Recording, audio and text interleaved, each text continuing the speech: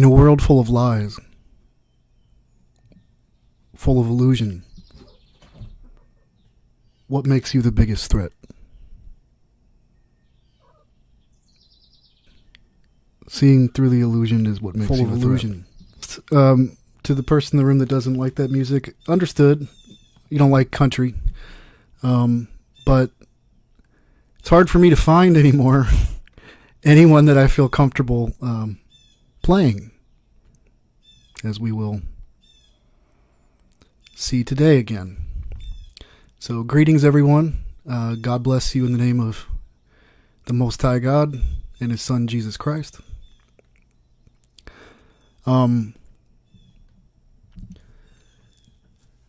definitely am going to have to take a step back from it for a little while. Just because the more you see it, it's tough, man. It's tough to look at and like get through. And it shakes you. And you also know as well that prying eyes keep watch. But what are you going to do? You can be a coward? You going to not obey God? That's pretty much what it comes down to. So, again, to the believers in the room, please, all I ask is that you pray for me. You know, just keep me in your prayers. Pray that I and other people be used to get the word out to everybody that is literally under a spell these days. And just pray that God keep me under His wing. You know, I know I trust God. I trust God. His will be done. That's the way I look at it. So let's go ahead and hop right in, shall we? Sorry, I'm not in a more cheery mood. This is just the best you're going to get for today. I'm sure as we go along, things will change a bit. So, I think we'll start here again. So we have several new additions.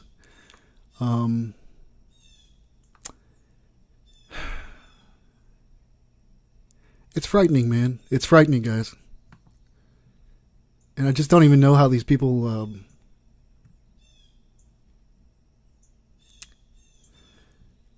I already knew this, right? I already knew it. But just seeing it with your own eyes, right? And confirming it is pretty alarming. Now, we had seen Barry Gibb before. So there's Barry Gibb. He appears, I'm just going to caveat it always like that anymore. He appears to be a master mason. He's throwing up Osiris Risen, which is what they throw up. Here's Barry again doing a slight variation of it. That is not a, especially when you see the hand placement up like that.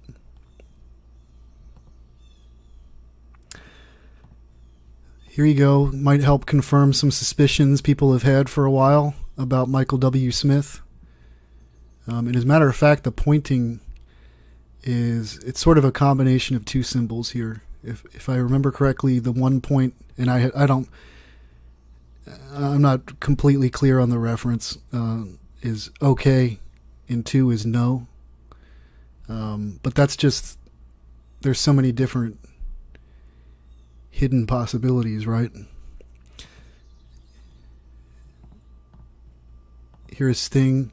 From what I can tell anyway, it appears as though, based on all the symbolism that Sting throws up, that he's a pretty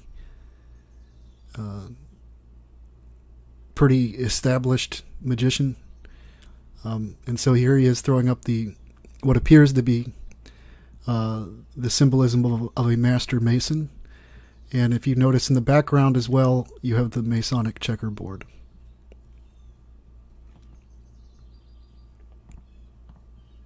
Here's Sting again, throwing the same symbol up. You'll probably never look at a celebrity crossing their arms the same again.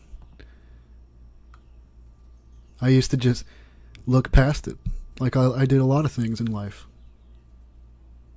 But then when you sort of come out from under the spell, and that's exactly what it takes, and start literally taking in what's around you,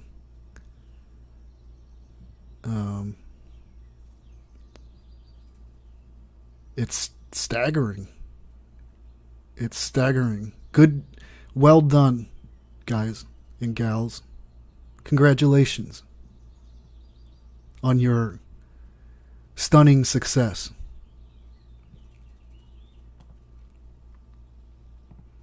Here's an interesting... He's throwing up a lot here. Not only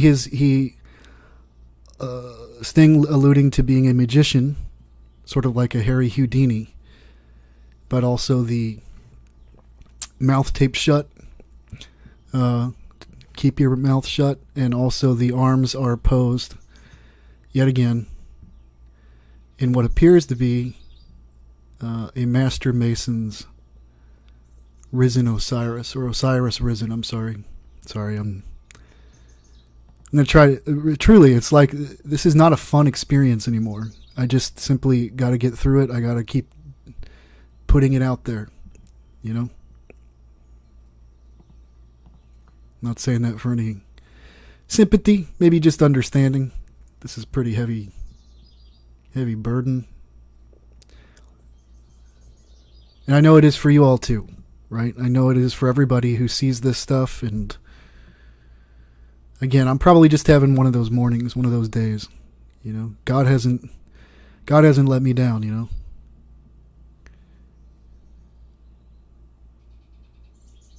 He who is in me is greater than he who is in the world. Right? That's right. So there's Sting again. Here is Phil Walden of the band Macon or Macon. I'm not sure how you pronounce it. I've heard of them before. I think he's hanging out with Greg Allman there.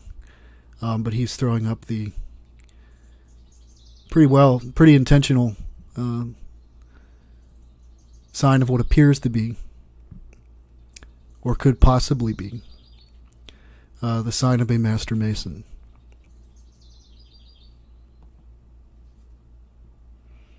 Oops, I didn't mean to do that.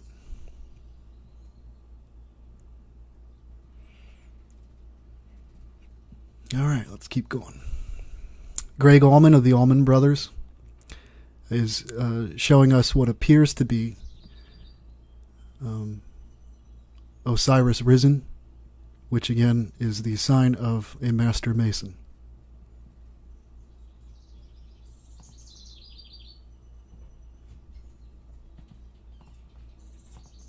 Sting again. Perhaps not as well executed as in some of the others, but once you see it, you can't unsee it.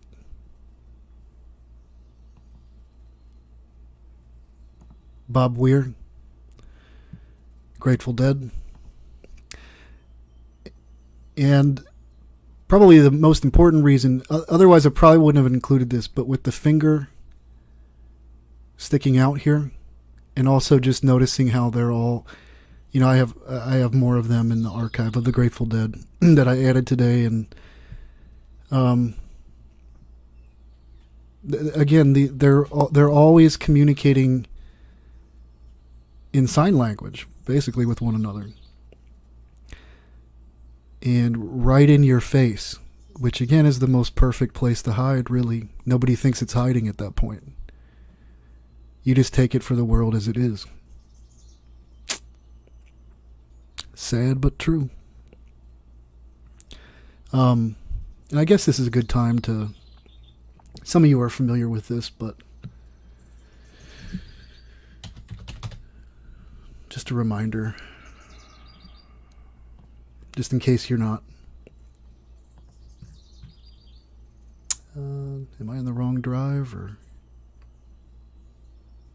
All right, give me one moment here.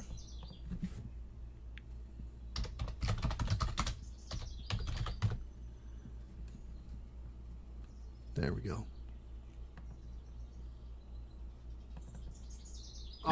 What insights can you share with us about your performance at the Bohemian Grove?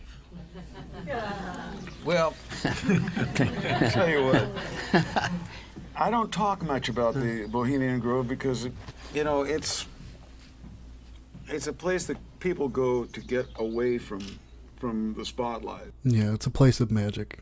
Anyway. So he doesn't talk much about it.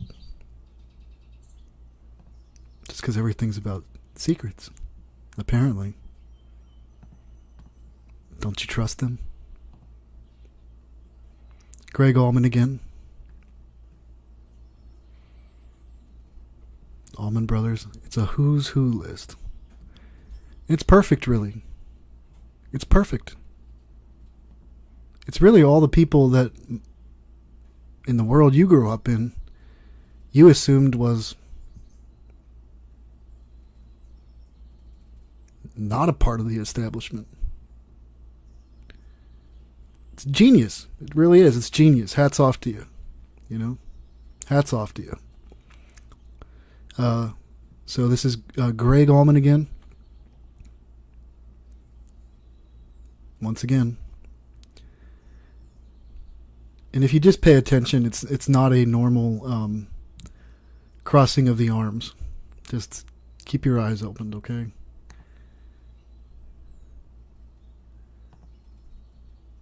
Same thing again. Greg Allman. On the cover of Rolling Stone, of course. Remember how the mainstream media keeps telling you about the dangerous fake news out there? Of course you do. When you see them,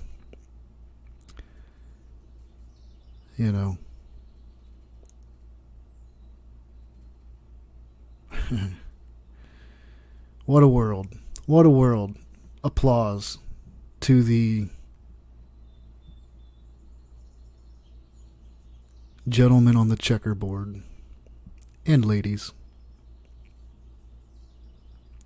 Steve Miller of the Steve Miller Band.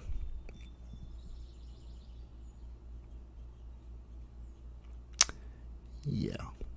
Appears to be a master mason based on his symbology there. Allegedly.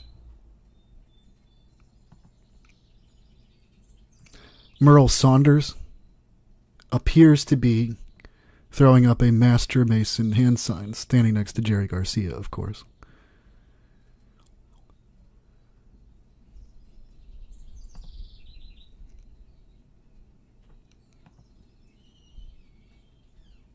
No, didn't like me there.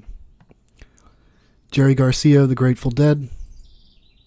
I'm Uncle Sam, that's who I am, been hiding out in a rock and roll band. U.S. blues lyrics. Appears to be throwing up the sign of a master mason. They have powerful magic, I'll give them that. Very powerful. You sure put a spell on us. Congratulations. It reminds me of when Nicholas Schreck, in his interview with Bob Larson, was talking about how, and he had a smirk on his face about just how many of them there were. And he said, we prefer Satanists who kind of do their individual work in their own areas. And they're kind of discreet about it as well. Yeah. Yeah, way to go. Oh, did it again. I apologize. It does a number on you sometimes. And you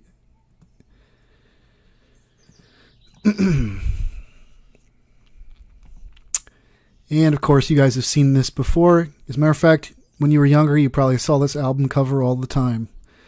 Now, to the initiated, they knew all along who Freddie Mercury was. He's a buddy you might meet over at the pancake breakfast. To the uninitiated, it's just an album cover. Nothing to see here. And actually also, I don't know if you're looking at symbolism enough here, but if you drew a line right here through the middle of these faces, there would be, and I'm not trying to go too far with it, but they do poses with their legs as well. I've been noticing. It's all body language. It's all sign language that they're communicating with. But there's a pyramid on the top and then an inverted pyramid on the bottom as well. Just pointing that out there. I just saw it myself and I'm realizing they can't stop. So that's for the Osiris Risen Club. And again, these are basically the only men I even focused on today. So it was like, actually, yes, everyone that I looked into today, and as almost always is the case, I come back with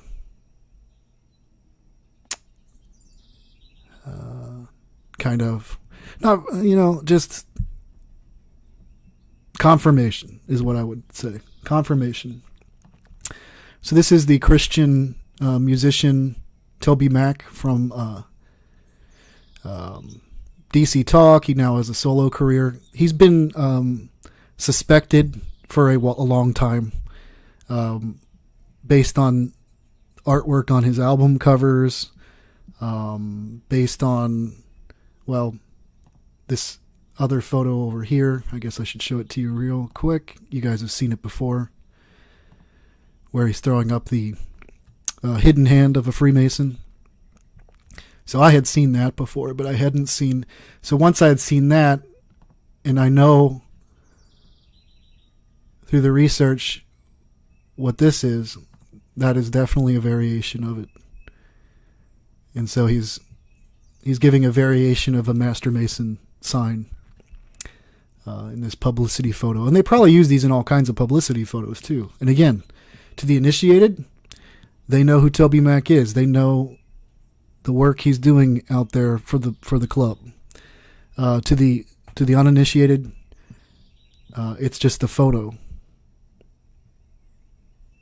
And maybe you should go see him in concert. Here's another one I'm noticing, especially with the Christian artists.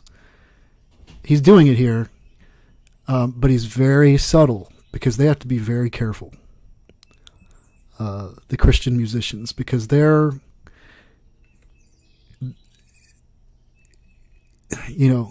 on like some of the highest level in terms of the entertainment industry anyway. The highest level secret mission, as it were. And one of the more important ones as well. Because both Michael W. Smith, who we were talking about before, who we showed before, and Toby Mac, they both are sort of believers in and endorse this idea of ecumenism, which is sort of bringing all kind of like the churches together, and that just can't work when not only do you got men who do poses like this in pulpits in different churches, or just straight up false ministries and cults teaching another Jesus. You can't unite with them. It's just, you can't do it. And that's why they're all doing their individual works, I suppose compartmentalized, but I think at a certain point, this is just me rambling a little bit, but all kinds of thoughts go through my head as I further go down all this and confirm it. Is that I guess they probably, let's say you were a Master Mason, like you pretty much probably do know how the world works. And maybe not every last minutia of detail, but enough to know that you have your place on the board, as they would say. And at that point too, at the mastery level, you know what the agenda is. And we're going to be looking during this video today. at some photos that will hurt the eyes of some Christians, just in terms of some of the mocking that they do of Christians, of Christ's crucifixion even. But it puts into context too, again, the iconic photo of Mr. Morrison always was his arms spread out. Anytime that was on every t-shirt, when you wanted the Doors t-shirt, all that. And meanwhile, he's actually mocking Jesus and saying Osiris, Osiris, is that the Osiris slain one, I believe? Yes. So they replaced Jesus with Osiris, right? And they're mocking him with that. So Jim is throwing up a sign here, which makes him appear to be saying that he was a master mason. Now, again, when we say master mason, keep in mind that that is just in reference to a number of potential secret societies these men may have been a part of. But they would be recognized as Freemasons by all other Masons. But they may have been members of particular, maybe they were OTO, I don't know. Doesn't really matter. Doesn't really matter.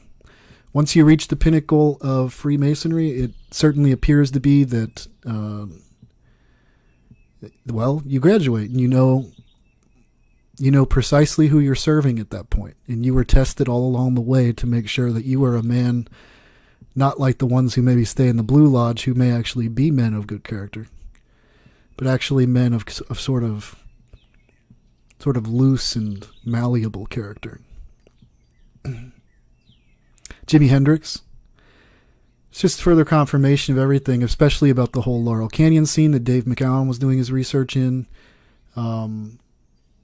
Again, Hendrix spent a year in the Army in a really actually elite unit, and it was to avoid a prison term.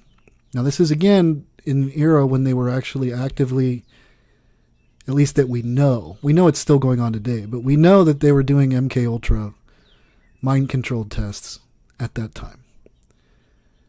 And as you look deeper into MK Ultra, especially what the whistleblowers have written in that,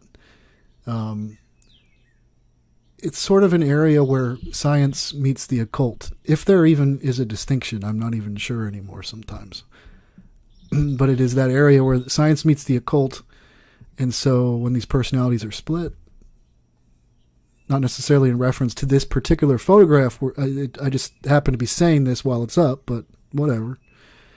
When you have so-called alters in an individual who have their own unique personalities and identities, we used to have a name for that before science came along and talked about multiple personalities and all that. And we used to call such individuals demoniacs, because when Jesus would address the demons in a person, it was separate from the individual, right? It was a separate, unique personality abiding in that individual. Just thought I'd throw that out there. Here's Jerry Garcia. So he's throwing up both variations. It appears to be that Jerry Garcia was at a minimum a master mason, and that, those rumors that I used to hear as a young guy, because he used to live in, he had a house anyway in Indian Hill in Ohio, and there was always rumors that he worked for the CIA. And back then that didn't even make an ounce of sense to me. Like the CIA, there's no way, man. Jerry smokes pot and does a bunch of LSD. Like, oh, welcome to the real world, young Adam the rebel. There's Jerry again. And I did notice when I play these back that you can't always see them that great. But again, clear as day. Clear as day. Once you see this, ladies and gentlemen, you will never unsee it. And again, I just want to keep encouraging other folks out there doing similar ministry work with their channels and such.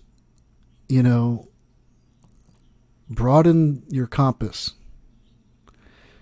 This is from a user request. Somebody came in the comments and wanted to know about Jeff Daniels. They didn't really say why. This is, of course, the guy from, what was the name of that show? You think I would know this? Full House. Full House with the Ashton twins and Bob Saget and all them. Sorry, I'm getting through this one today. So there's Jeff Daniels. This is for like official kind of promos, it appears. It was from the Hollywood Reporter.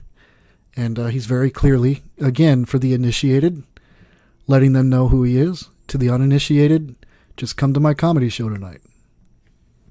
I'll make you laugh.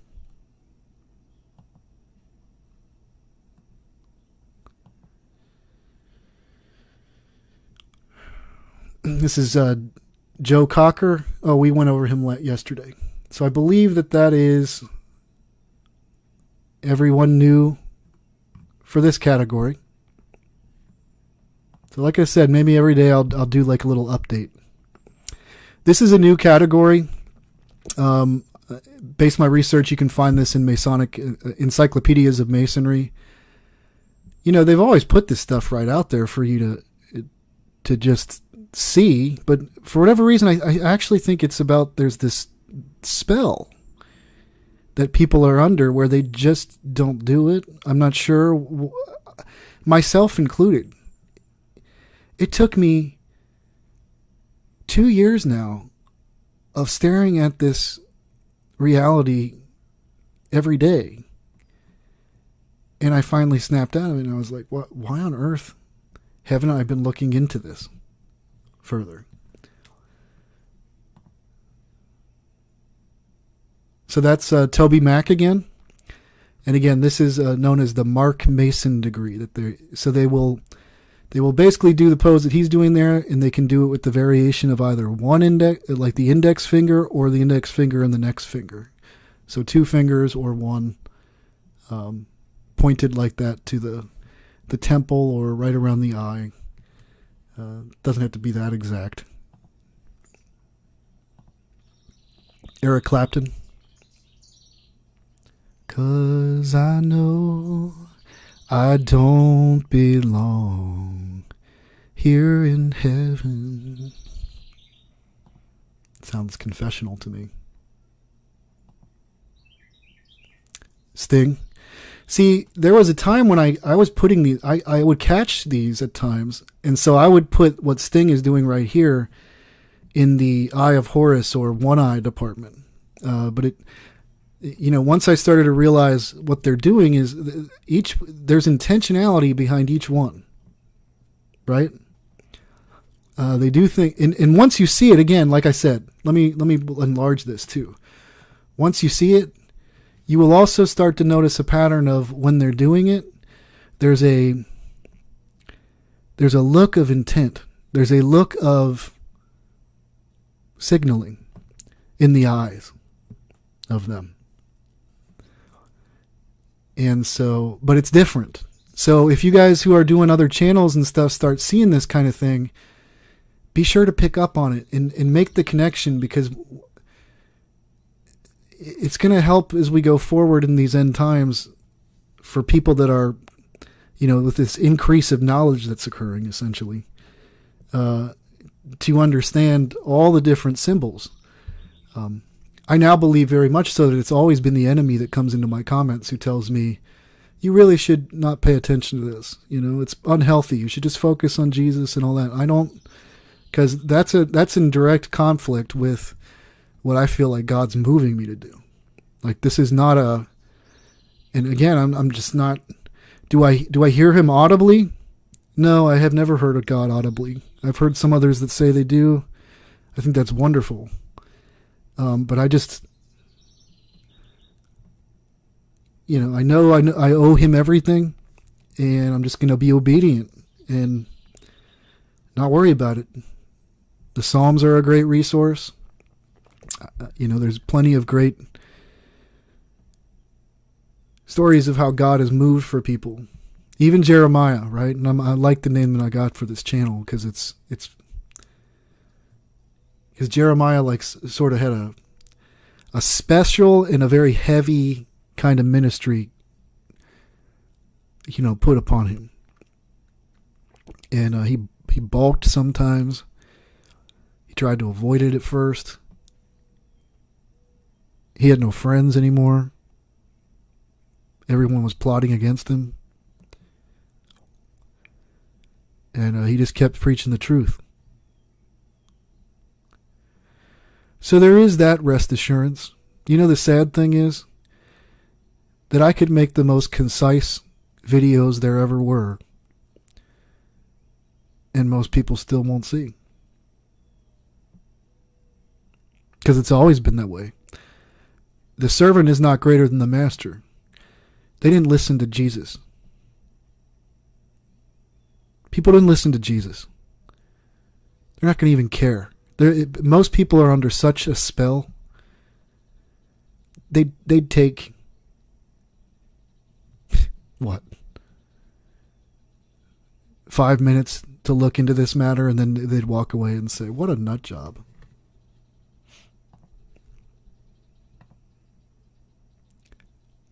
Bonnie Raitt. I knew it too. Right as I got to that name and I was going to look her up, I was like, the more I've thought about this and the more often I see it too, it's like, this is why they've been so alluring, is because there's spells attached to this stuff. There's magic and witchcraft that actually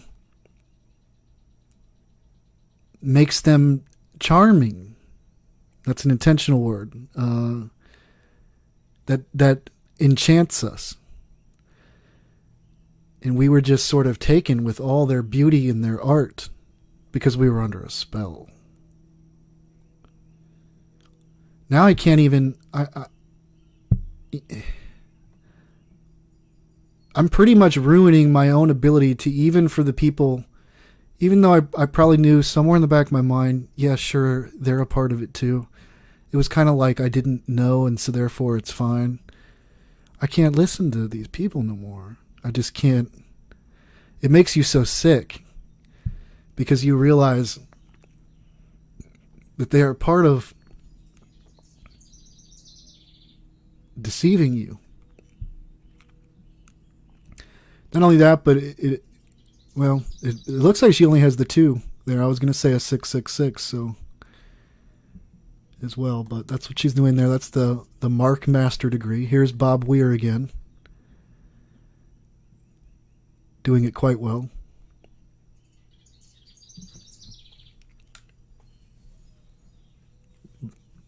He's got the mala beads on, so he's saying I'm Buddhist because they're peaceful and loving, right?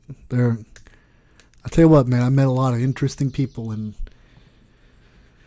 Western Buddhism, and I did notice the left-hand path crowd that was in it.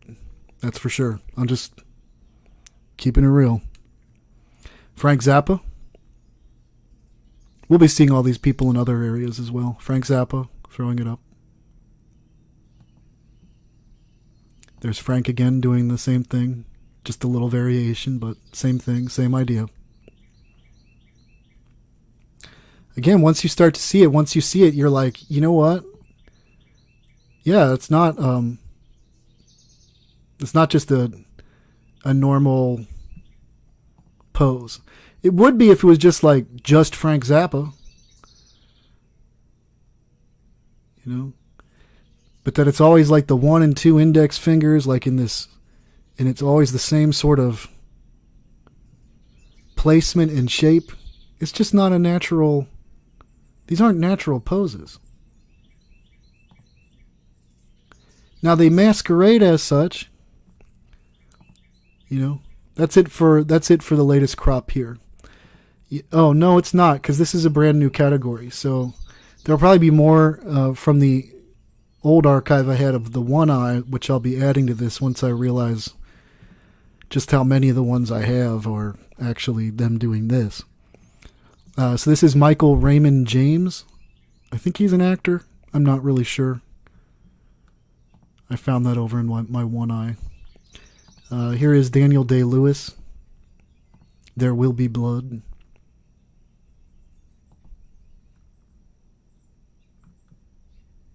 Once you see it, you can't unsee it. And that's a good thing. Be innocent as doves, wise as serpents. So, I personally do not. I'm not even angry. I'm just deflated sometimes and disheartened and disillusioned, of course. But I'm not. You're so overwhelmed by it that you don't even have time to be angry. I don't. I just... Jack Nicholson. Mark master degree. That's what it appears to be, what he's throwing up there. You will also start to notice, too, that there's a reason why they were such good character actors, if I may, for a little while, you know. Is that there's something... Maybe they're a little like some of the actors, or a little bit like some of the roles that they perform on screen, you know. Jimi Hendrix, so he makes it in the list twice now, is doing what appears to be the mark of the master degree.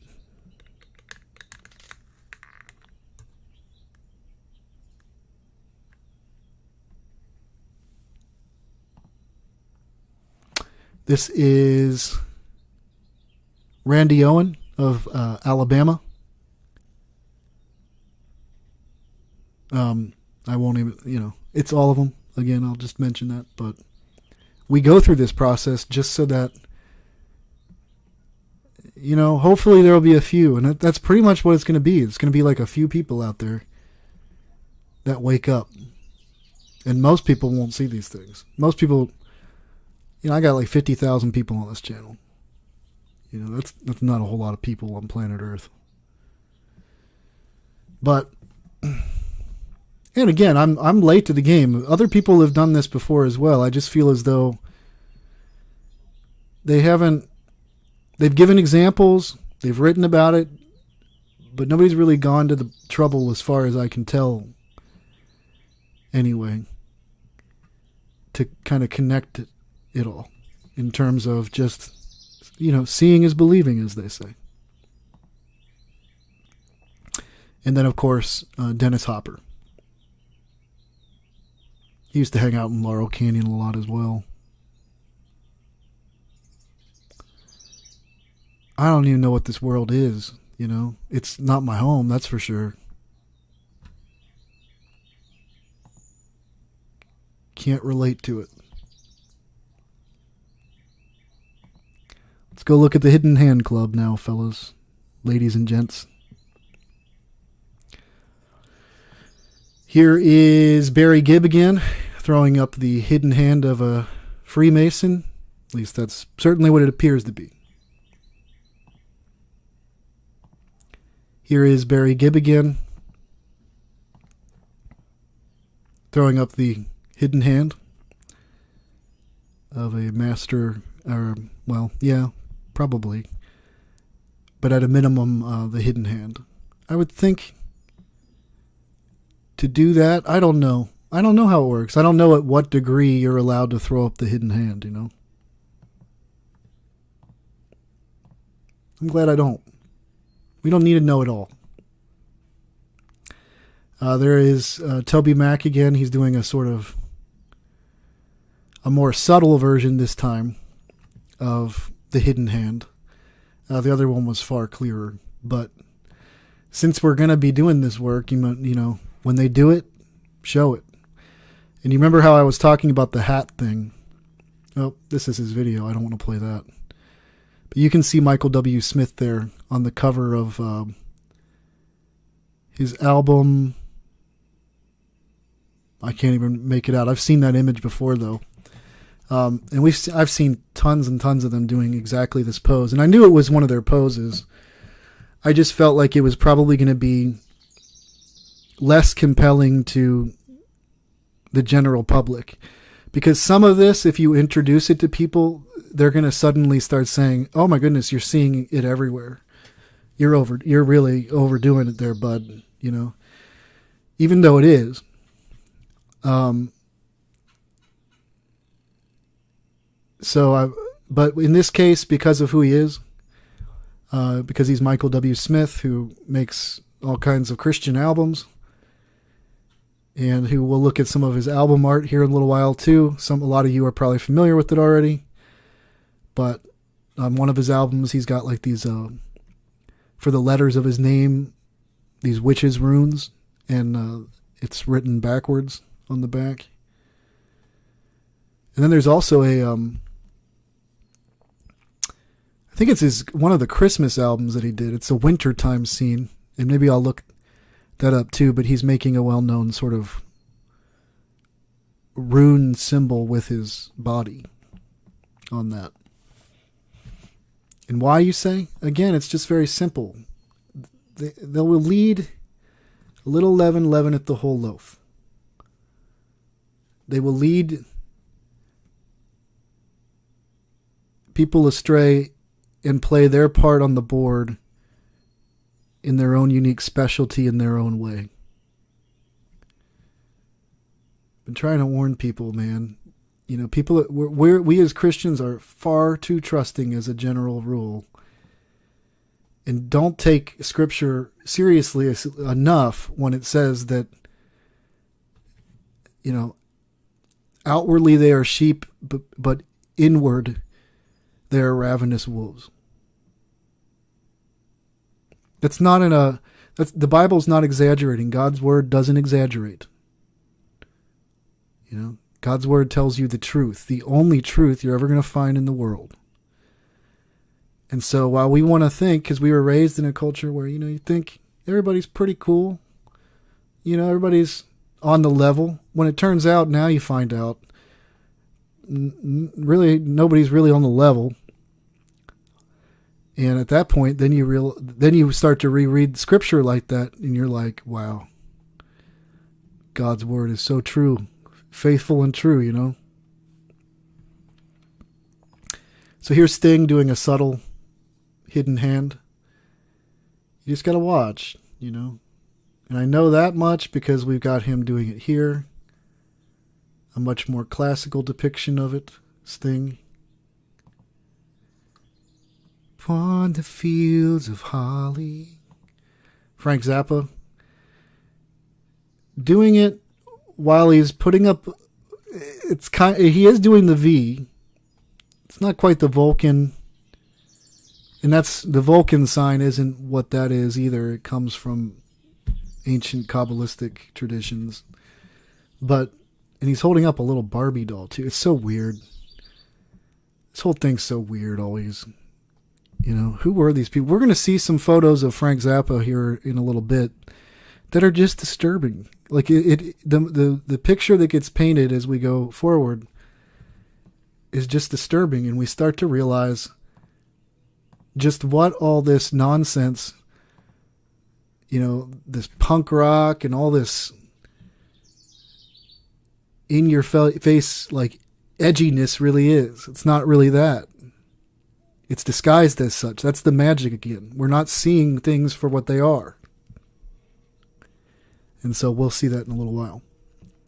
There's Sting pledging allegiance to the flag of the Jolly Roger.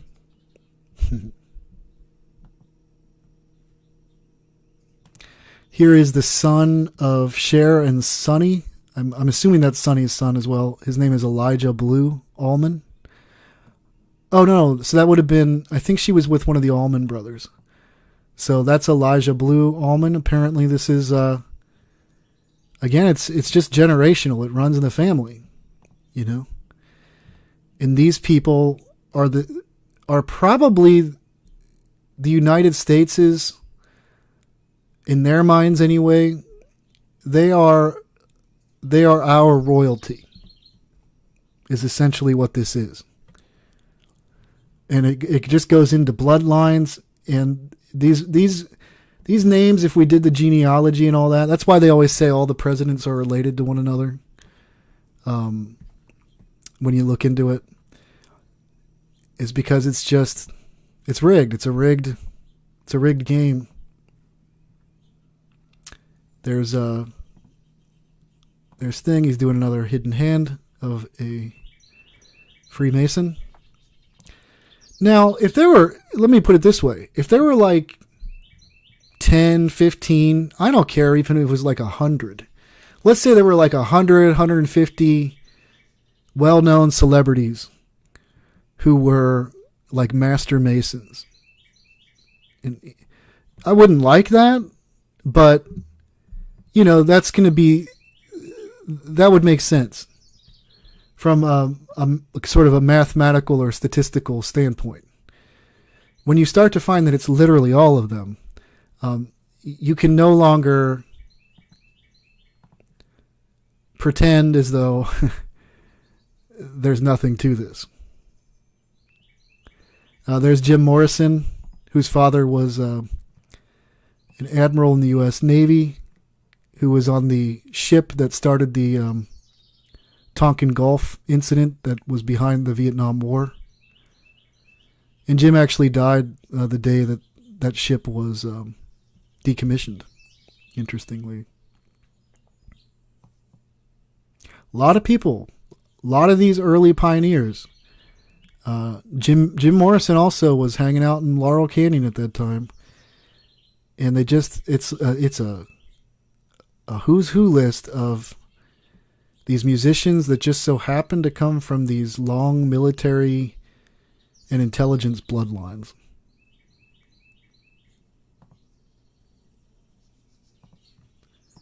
Here is Sting again. And you remember? I remember when I was under the spell.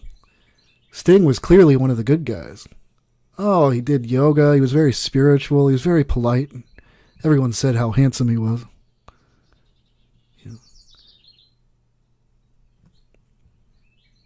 You guys do interesting work, I'll tell you that much.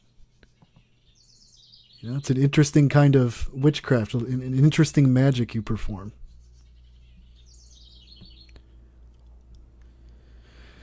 This is a couple of the members of Frank Zappa's Mother of Invention. So you got two. Now, it would probably be all of them. I mean, it's not as though they're just going to have like one guy that's not a part of the thing, you know.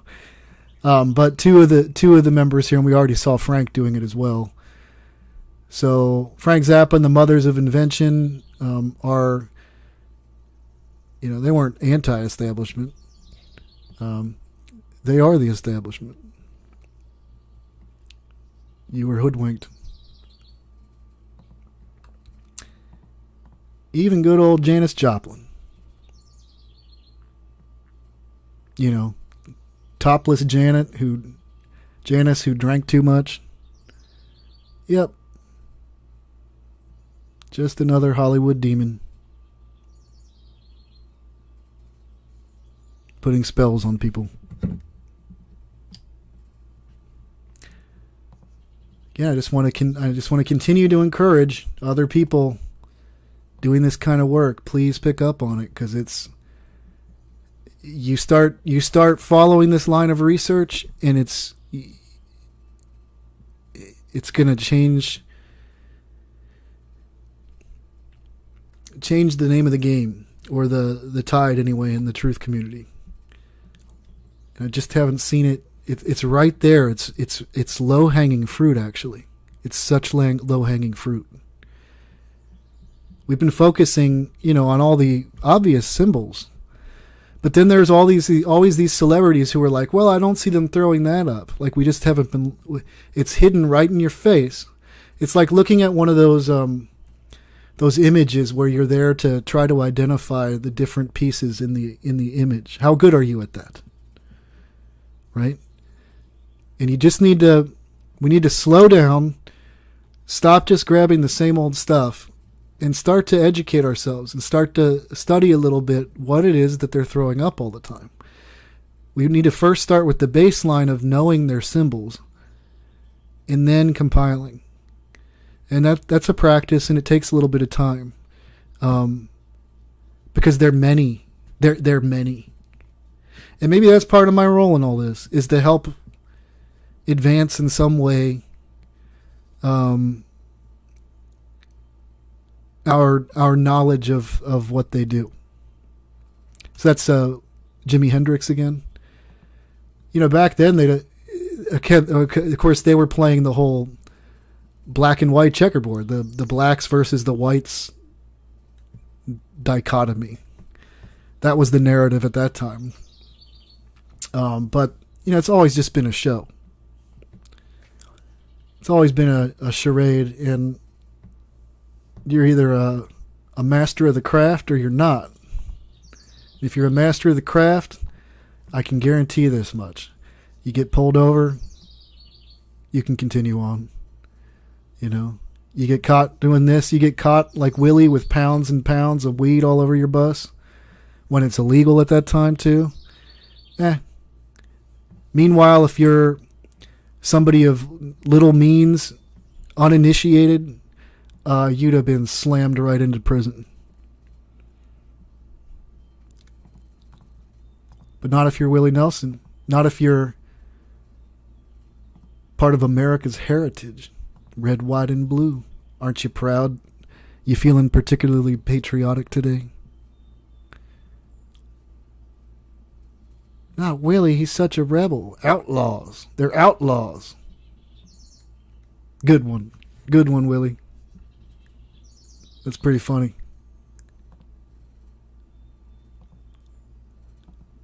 That's pretty funny. Quentin Tarantino. So, the man behind Pulp Fiction and Kill Bill and some of the goriest, most violent, bloody films, who interviewer after interviewer has asked, do you feel like you're behind any of that? Like, do you feel like your movies have influenced violence in our culture in any way? And he gets angry and leaves the room when the question is asked. So he's doing, as Nicholas Schreck would say, he's doing his own individual work in his unique area. Just like Nicholas Schreck said, Hitler was a masterful black magician. So too is this veritable who's who list of who is a master magician. Mason.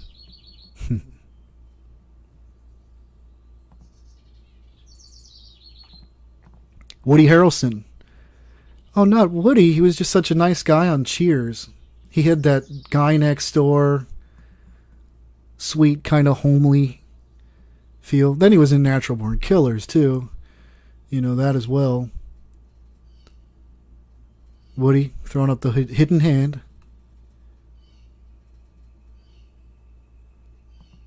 What do you think the plan is? Oh, you don't feel like you've been deceived at all? I know. I'm preaching to the choir, and I'm preaching to the eyeball right now. I hope something, I certainly know that a lot of you eyeballs, a lot of you individuals a part of the eyeball, let's put it that way, are not going to change. But maybe one or two will. God can do anything. Joe Cocker, I believe we were looking at this yesterday, so I think we're at the end of the new additions. Other than Jerry Garcia again. I think we are. I don't remember who all we had yesterday. It's hard for me to remember all the time. It's because, because it's like all of them. And so it's kind of hard to keep track of. I'm doing my best, all right? Jerry Garcia. Come here, Uncle John's band, by the riverside. Smoke some pot, take some LSD, and rebel against the man.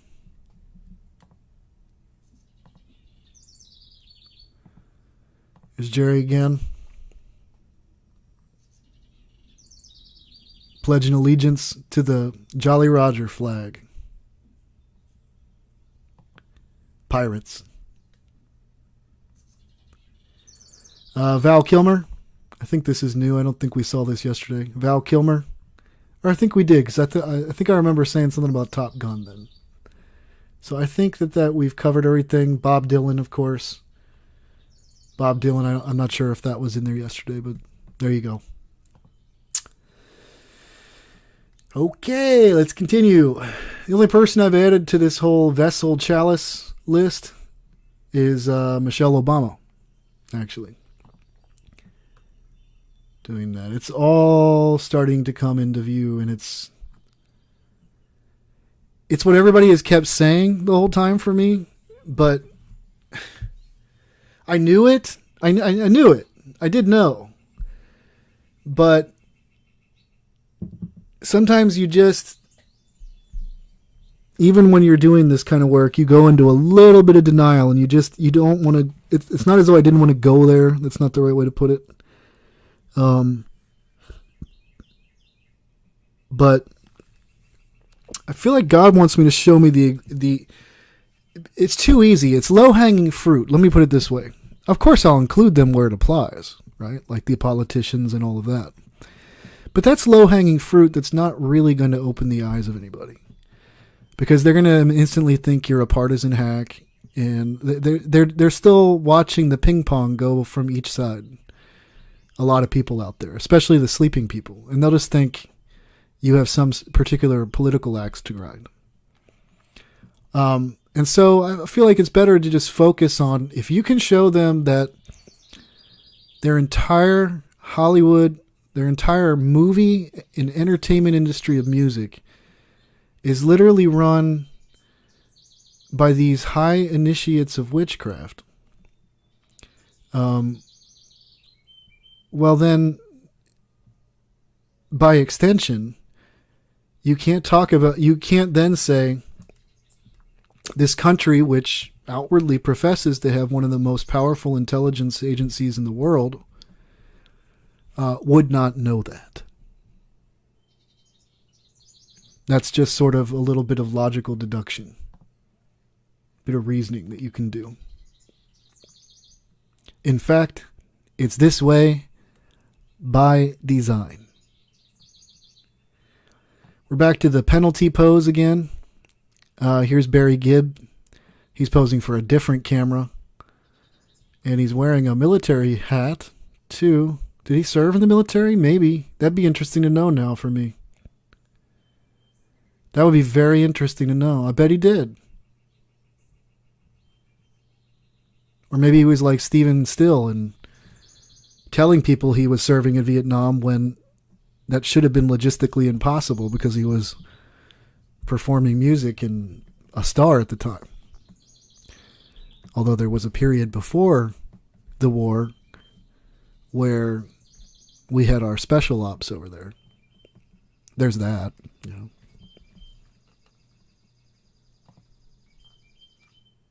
Michael W. Smith, man. Everywhere I go, I see you. Yeah. Puts in a little more context now. For me, anyway. I don't know about you. I don't know I don't know what it's going to take for some of you. You're going to call me once again. I'm playing the role of the accuser. Joel's got to be real careful. But the problem is I didn't find good archives on Joel right now. And so, but he has thrown up the penalty pose. Let me caveat that too. I don't actually think I'm wrong, but I just want to caveat that with saying it's true too.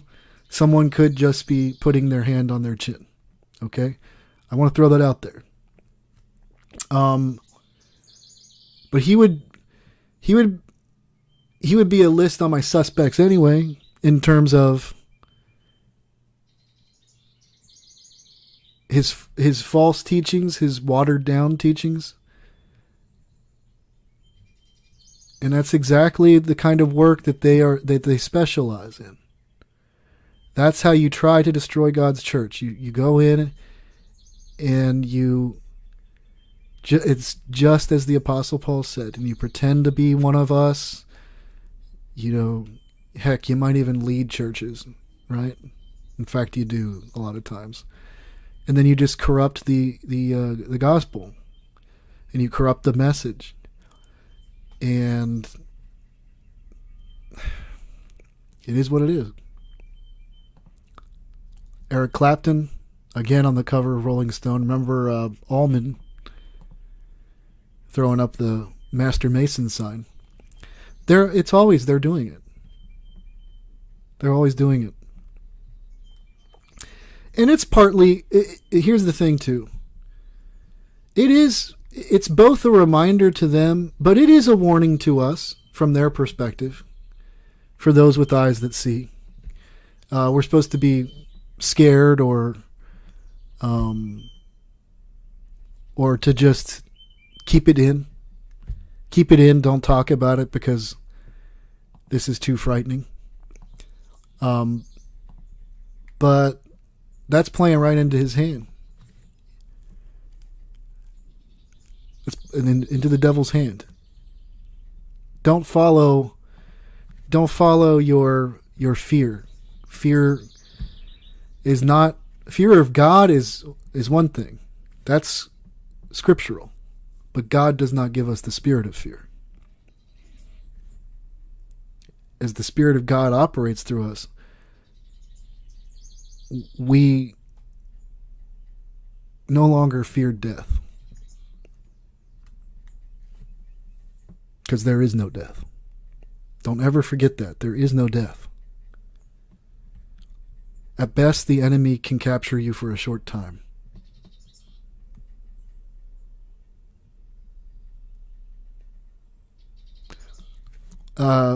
Here's Sting again. And again, once you see it, you can't unsee it, because then you start to see it's really disturbing when they do it with smiles and, but other times it's sort of a very menacing, oops. What was that about? Okay, there we go. So there you go. He looks like such a, be nice in front of a fire, right? Nice cabin environment. It's so warm and cozy. Let us continue, though. Now, this to me, I haven't seen it like that before, but that's exactly what I first thought. Because I know that with the penalty, the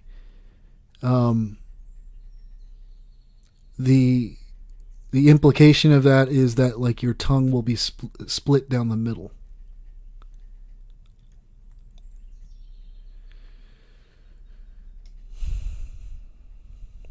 So it's a bizarre pose there.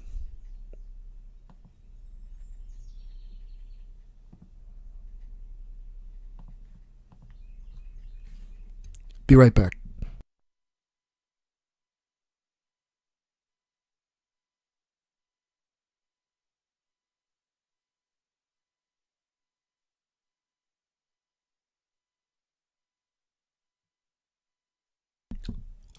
All right, I'm back. Somebody in the room said, I was told that my grandfather was a Mason, but I thought being a Mason meant you had status. Yeah, that's pretty much the way most people view it. Most people get involved, I think, because they want to advance in their career. And then the moment you start going through those initiation rituals, I don't care if you call yourself Christian or not, you're involving yourself in a spiritual domain you have no business involving yourself in, because it is a religion. They call them temples, Masonic temples, right? You, from the very start, a Christian man who professes to follow Jesus Christ the King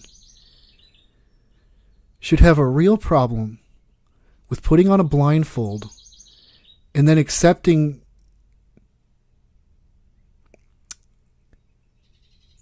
as good to say that he's now coming out of darkness into the light while he's looking at someone he calls the worshipful master, a man, another man.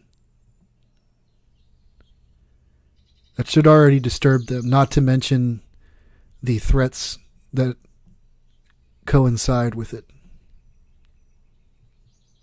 Oh, it's just ritual. Oh, that's what it always is. Oh, the witchcraft is just a ritual.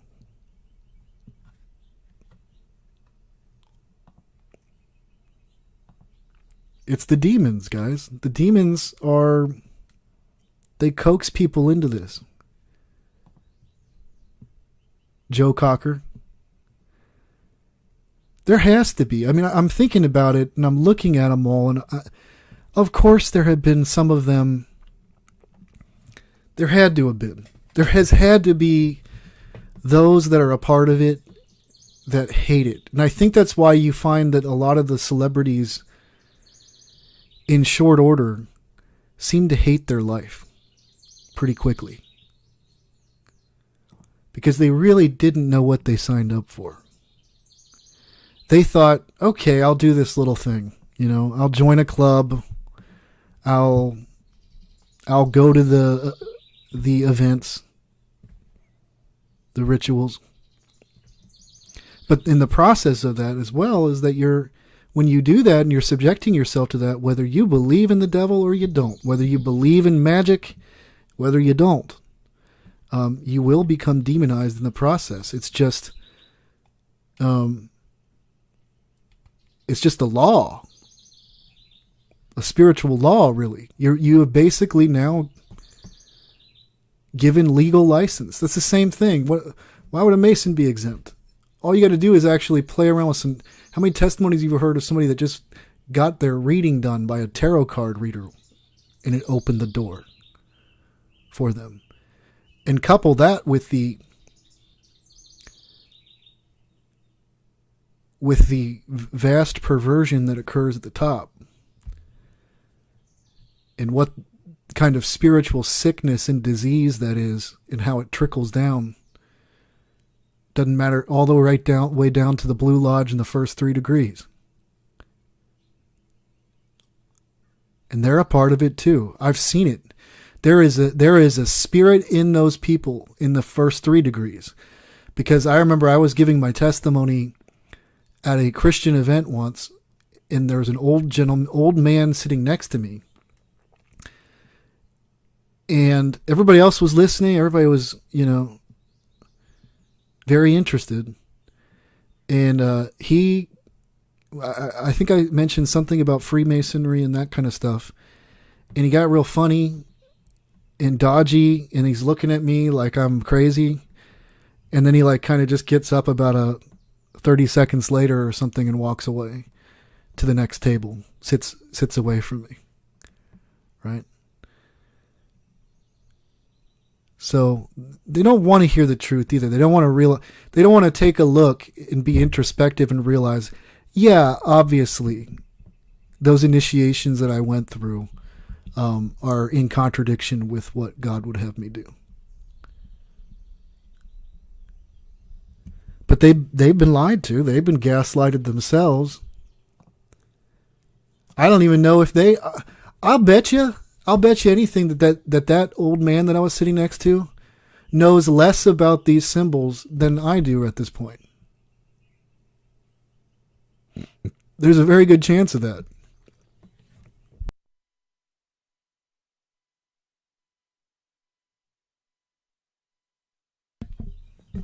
So, Elton John, penalty sign. Sir Elton John these days. Just like, who was the other one we were looking at? Sir, who's another Sir? Oh, I believe Barry Gibb. I think Barry Gibb might be knighted. I might be wrong about that. A lot of these gentlemen, though, have been knighted as well. Is Rod Stewart, has he been knighted? Is he a Sir Rod Stewart? There he is. He's throwing up the penalty sign.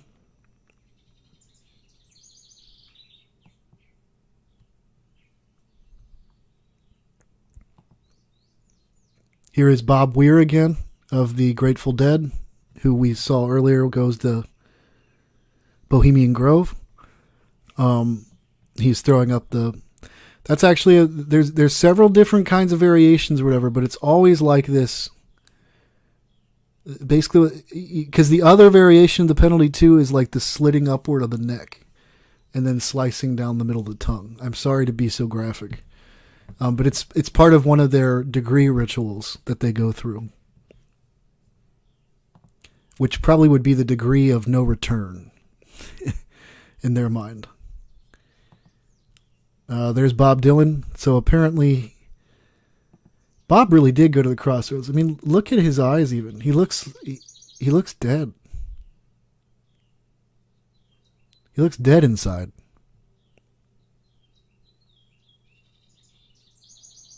Made a deal a long time ago. Let's find that real quick.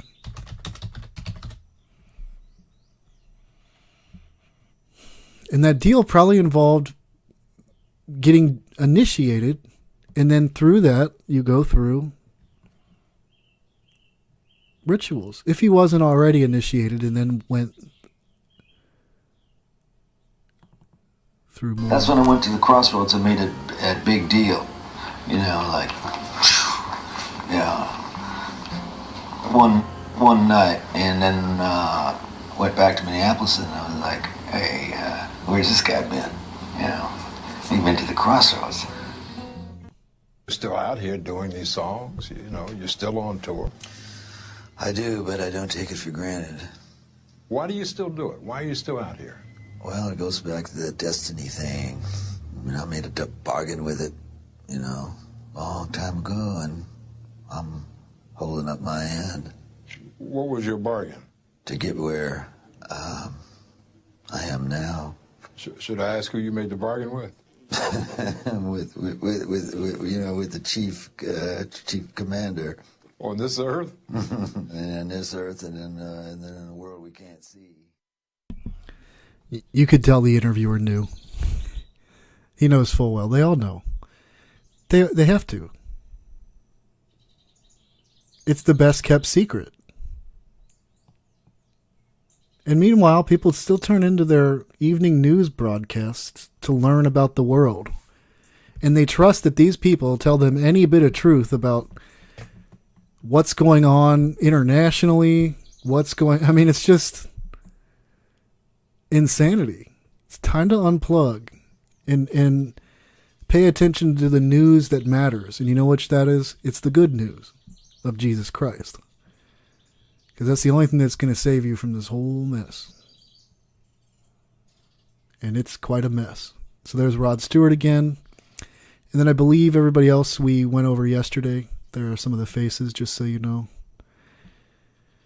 This one disappointed me, but, you know, it didn't surprise me. Because I was always skeptical.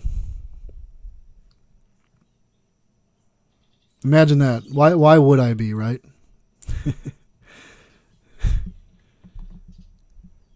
You just got to be... That's the thing. When you learn all this too, you got to be on your guard. That's why people talk about, like, why don't you reach out to all these people and give out your number and connect with other people that went through gang stalking, and, you know, that's not what I've been called to do with ministry. Like, I'll be a perfectly kind individual to you if I ever met you, you know, but I'm not, I just don't do it.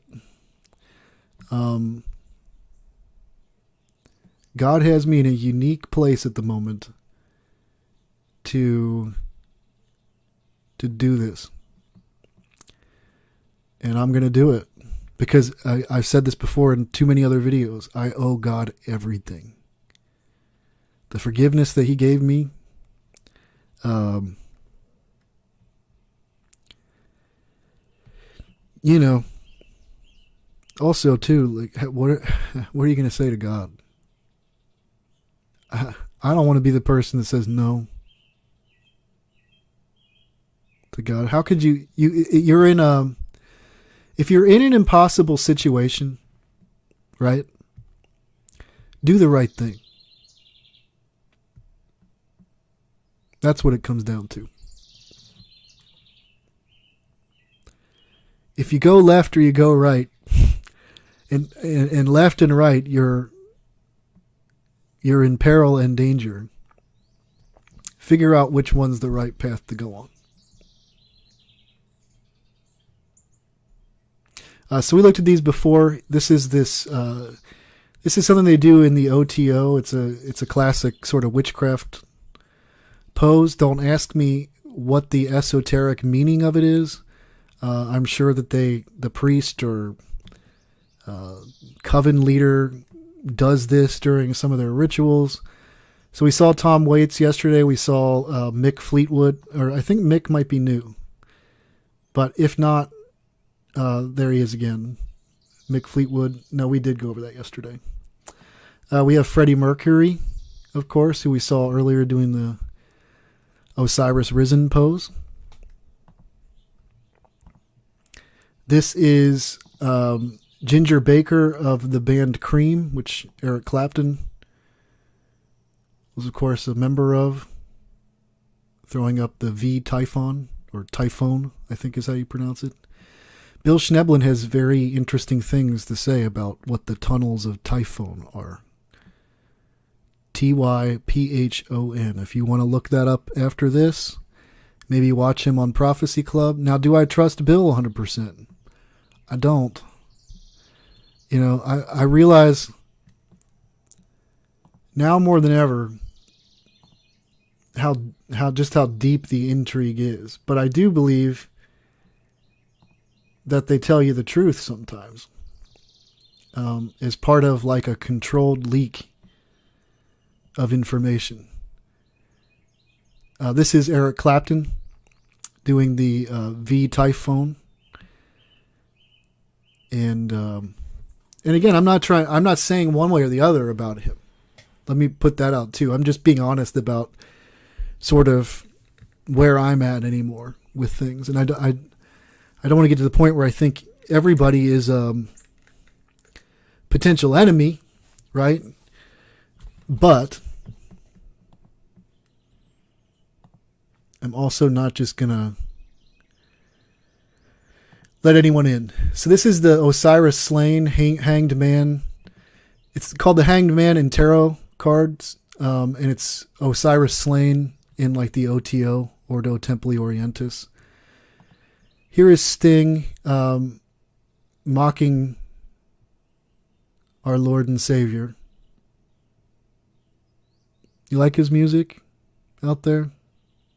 You still want to tune into the, you know, maybe you're a Christian, you're driving to work, you want to listen, you want to tune into the Police or listen to your soothing Sting CD that you have. Go to the fields of holly, the fields of gold. Well, just let that image kind of enlarge it for a minute. Do you think he's revering God here? Especially when you know it's an occult symbol that they do. Especially when you know that, and we'll be looking at that in a moment, that he definitely throws up all the other familiar signs too. Everything's connected. There you go. So that was one of the ones that I said it hurts a little bit looking at. Of course, yesterday I'll just point it out each time. This is Stevie Nicks, this is Tori Amos, Jim Morrison, and I can't remember her name, Kim Gordon. Don't quote me on this. I believe Kim Gordon was in the band Sonic Youth. This is a new one. Or maybe it's not. No, yesterday I had this as well. Spirit, rending and closing the veil.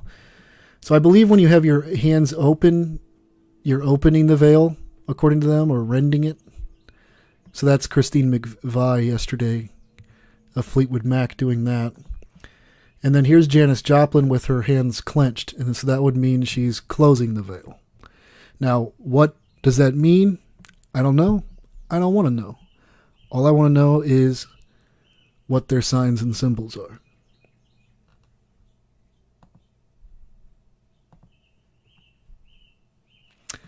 We've been going over this 11 theme. It occurred to me at some point that I think they are alluding to the number 11, but it also, maybe even the reason why number 11 is appreciated by them is because it would represent the Masonic pillars. And so I thought I'd just, these are kind of guesstimates about what they actually are putting up. But it does seem as though they're putting up 11s. So the latest one we've added here is Ryan Gosling, and Ryan is also flicking us off while he's doing that. These people have no regard for you, just so you know. They think you're scum of the earth compared to them. They're the elite.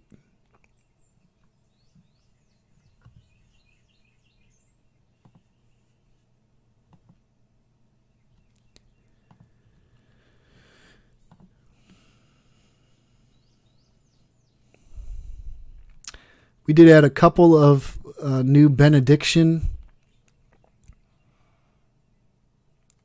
poses. These are from Jim Morrison. I believe that I don't think there's too much significance to it. However, it does, meaning it's just one other extra way for them to, I think what they're signaling, if I may, is that they're sort of a priest of the devil, or a priest in their coven, or a priest of a coven, or a master magician would be the way I would put it. And again, they really were. They practiced powerful magic. Whole world has been deceived. These are not stage or parlor trick magicians right here. They swept the entire world up in their sorcery. So there's that. I'm going to be adding these two categories. I haven't found much yet, although I haven't looked very well for it yet. But I do know that there are. Usually it's it'll be a specific pose where, let's say, almost like, let's say your two hands are on the table, and you make a fist with one hand, and then place your other hand over it. Okay. And you would make a pose like that. So you could hold it in front of your chest. You could be sitting backwards on a chair and be maybe on an album cover or something doing that. And depending on which hand is on top. So if you have your right hand on top, that would be indicating to other members of the club that you are a right hand path magic practitioner in Kabbalistic magic. Because that's what this actually all goes back to, just so you know. This isn't anti-Semitism or anything. It's just simply, it's where this goes. It's where it leads.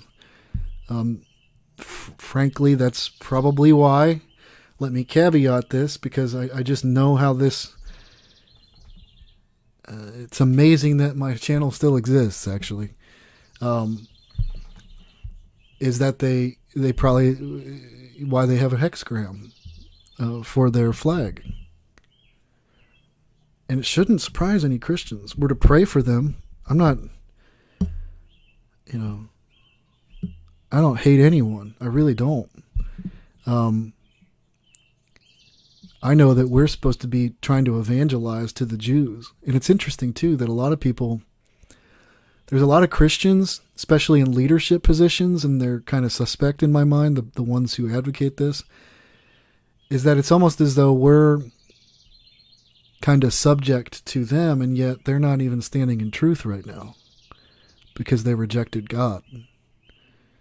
And so it's actually our job to try to evangelize them, and not, because if they don't acknowledge God, they won't be God's chosen people. They won't be a chosen person, right? Grafted in or not. It's not as though we got to know our place or whatever. It's just simply we're supposed to preach the gospel everywhere. And not in any kind of violent way, not in any kind of unloving way. And I regret, God's been convicting me lately about how I conduct these videos as we go forward. Just because, even though it's nice, even though it felt good to have a little humor at times and to maybe even be a little mocking, I don't think that's a way for me to represent the work that we're doing here. And so I just want to keep it kind of simple, stick to the facts, or stick to the details, right? So I noticed this, and I've noticed others doing something very close to it. And so I thought this might be another one of their poses, because obviously most people are just focusing on Tom Petty here, right? But clearly, Bob Dylan is also throwing up a symbol as well. And there's also a duality to that. So I don't know if he's throwing up something, according to them, that is dual to the 666 or not. But it does seem to be something, because I also had Janis Joplin doing something basically almost identical here. And again, once you start to realize that, not always, but usually when they're doing some kind of dramatic pose in these pictures, they're actually doing sign language to one another. Then it's just not so far-fetched anymore. And again, we'll see Janis here in a little bit as well. Do we have more? I have added another person to this unknown pose that we have seen previously: Leonard Cohen, Jim Caviezel, Hugh Jackman, and Don Henley doing, and now it's Jim Morrison as well of The Doors doing the same pose. Based on the reading that I did on it, it does appear as though they're throwing up a pyramid. That's according to one of the researchers. They are throwing up a pyramid, and it may very well simply be a pyramid vow of silence or a pyramid Harpocrates. But I want to look into it a little bit more to see, because it really doesn't matter. It's kind of like, what's the official name for what do they call the 666? I mean, probably the 666, but, you know. Okay, this unknown pose continues. I know it's just a salute, but it continues to grow. And knowing that they are highly suspect in terms of being master level Freemasons, it is not worthy of ignoring. So there's Sting now doing the salute. This is, I don't remember which member that is, but that's one of the members of the Grateful Dead doing the salute, and that's Bob Weir in the middle. So maybe somebody here knows which member that is there. And actually, this man right here, he is doing a Masonic pose right there. It's the one, remember how too we have another category where they put their hand up here and let this arm sort of dangle, but sometimes it's a little lower down or wherever. I don't know if there's a significance to the hand down here as opposed to up on the arm. higher up on the arm or not. We'll see as we go forward.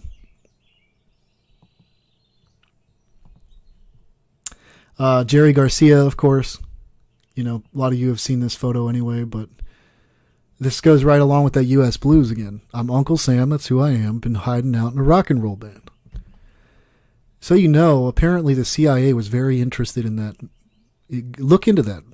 Do a Google search on that, and there's a couple of news articles about that. They put like a team of analysts from the CIA to investigate that the lyrics of U.S. Blues by Grateful Dead.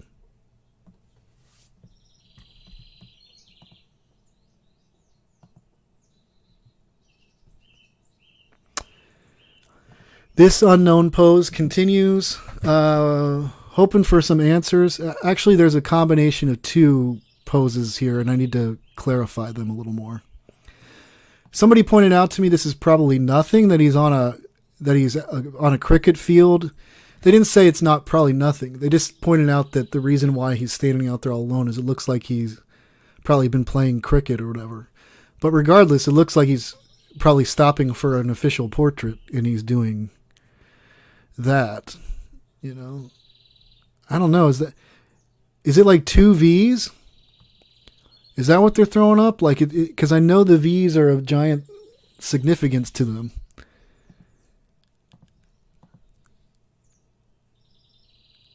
So that could very well be two V's, but what that means, I don't know. Don't really want to know. But we have added, this is Dwayne Allman, Greg's brother. Also the Allman Brothers. He died kind of a younger man when he died. But this is the ongoing pose that they do. I don't know if it's simply a variation of Osiris Risen. I don't think it is, though, because it would seem to me for it to be Osiris Risen or the sign of a Master Mason, like you would have to have a cross of some sort. So the arms would have to be crossing. Instead, you got one arm overlapped almost completely perpendicular with the hand wrapping along the bicep or the tricep of the other arm. Then you have Bonnie Raitt doing it as well. And again, I have more of Bonnie Raitt, so just keep that in mind.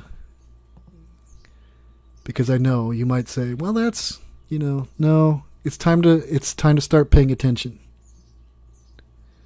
It's time to start paying attention. They are literally communicating with one another, and those out there in the general population as well, who also know, keep it shut. Here's this unknown pose number 1 that we keep dealing with. This is Amy Grant again, who was already on some of the suspect lists concerning Master Masonry, throwing up what looked like on a couple of occasions Osiris Risen. So here she is doing this thing again. I don't know if it's just as simple as that's another variation of Hidden Hand, but it just doesn't seem to be, because why wouldn't you just put your hand on your chest, right? There's some other kind of significance to it. And again, we've seen them all doing this. And then Michael W. Smith is doing it again. They do it. He has to do it. These Christians seemingly have to do it kind of very subtly. But it's there no less. There he is again doing it. And he knows that those out there with eyes that understand are going to know right away. But again, I don't know why they got to keep telling one another, because it's kind of like a duh already. Yeah, we get it. Like, that's what I would be like out there. I'd just be like, yeah, no doubt. I already know that. I've been listening to this music for years, been looking at your album covers, like, you don't have to announce it anymore. In fact, maybe don't, because it's getting kind of dangerous these days. We're being a little too arrogant about it.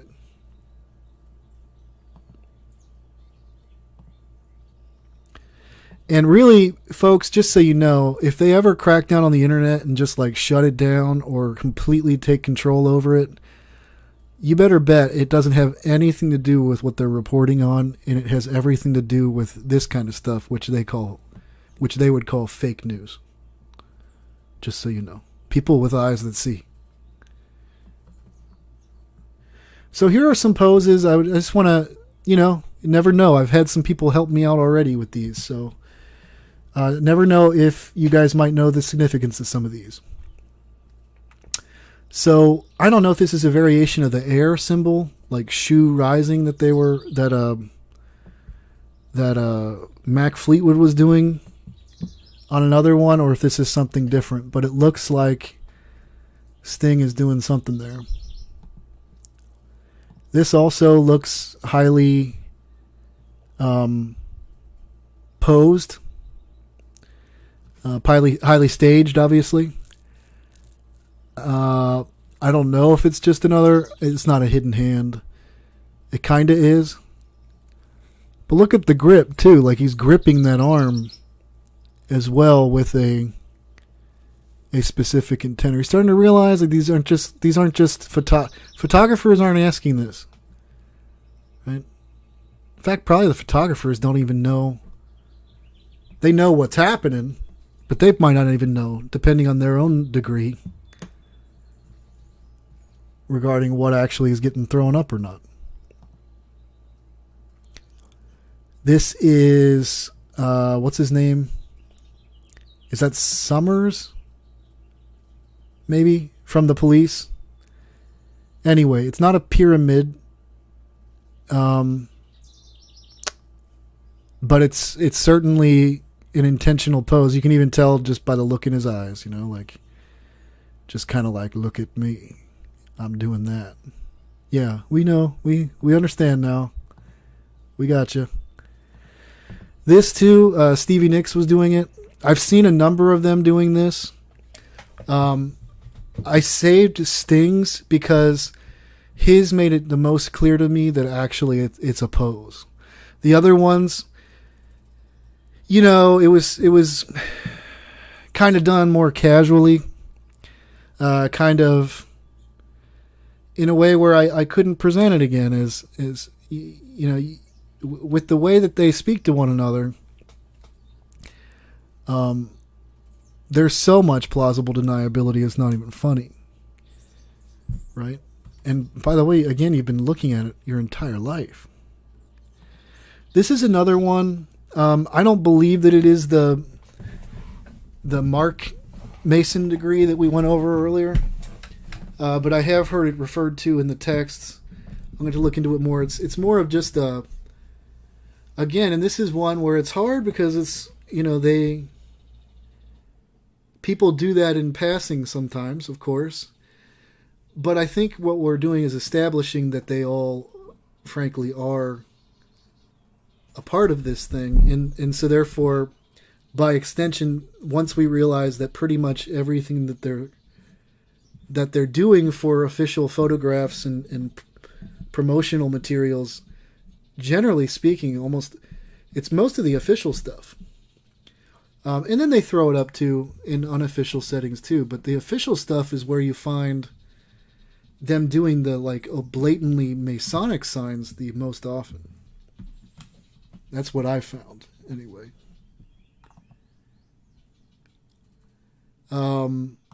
Here, it's a slight variation on what we just saw there. It's just a very obviously three. And I know it's three members of the band, but even still, things are done in a numerical way a lot of times with them.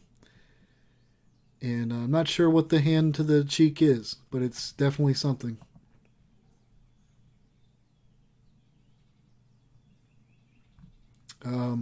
Scales of Justice, I didn't categorize this yet. That's a well-known tarot card, actually. So that's what he's referring to there. It's interesting, too. Nothing is left to chance, just so you know, as well. He's got this angel wing coming out on this side and then a sword over here. So they're constantly. It's just how they roll, ladies and gentlemen. It's all about numbers. It's all about their symbols. It's it's their code. Here is the Grateful Dead. If anybody wants to take a crack at that for me, let me know. Especially, I'd like to know. In fact, I think I do know the one at the top. And the top one seems to be Select Master. So whoever that one is at the top is throwing up a Select Master pose. But the rest of them are throwing up significant occult symbols as well. And I'd just like to know what they all are. Just as we go forward in this adventure together. Not sure what this signifies. Seems he keeps going into this theme here of with these rags on his fists that are burned and these clenched fists that he likes to do. So if anybody has any ideas about what that one is, let me know preferably in the comments with a timestamp, just so that I don't have to go watch these again and look at chat, right? So if you do know what something is, please come take the time to leave the comment. You may think, why did you put this here, right? What would this mean?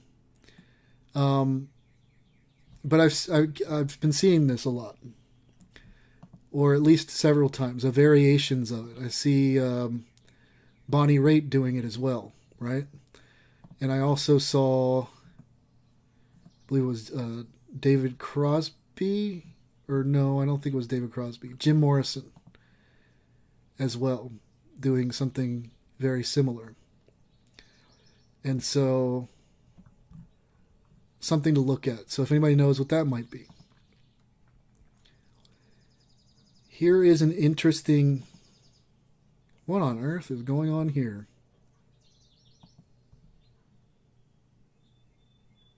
I see. So if anybody wants to give me a crack at what that particular hand symbol is that Sting is doing there. Again, this could have been on one of your album covers, and if you're not, let's say you were like 19, 20, and you're smoking a lot of pot, and you're listening to like The Police or Sting or whatever, you barely even looked at the thing. And it's funny too. That's why I'm saying that there's definitely sorcery and magic tied to these symbols, because it's as though they're like invisible to everybody. You notice like a red leaf on the ground, right? Everybody notices a red leaf on a completely green field. But for some strange reason, few have picked up on the fact that right in plain view, all of our celebrities have been consistently throwing up very esoteric gang signs to one another.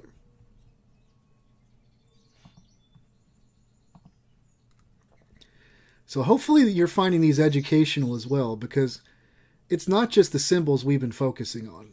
There's more than you could count.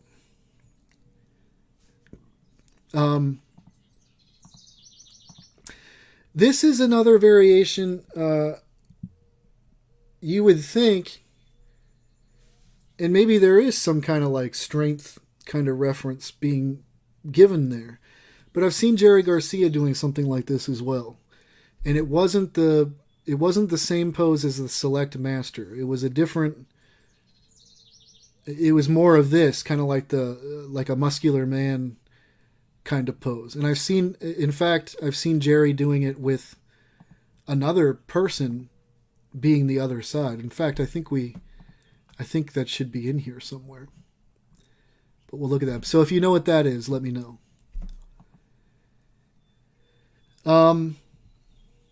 Here's Bob Weir and another member of the band. Again, this clenched fist thing. They do a lot with clenched fists. I do know that much. I simply... There's going to be a lot of gray area, folks, as we look into this stuff. But if you know what that is.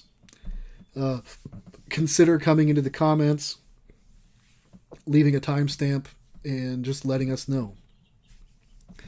Because I'm trying to help spread this throughout like the Pinterest community, throughout the so-called truth community here on YouTube and everywhere. And so the more we can sort of categorize things, even if it's kind of like, here's all the stuff we're finding on this unknown pose. That's compelling evidence.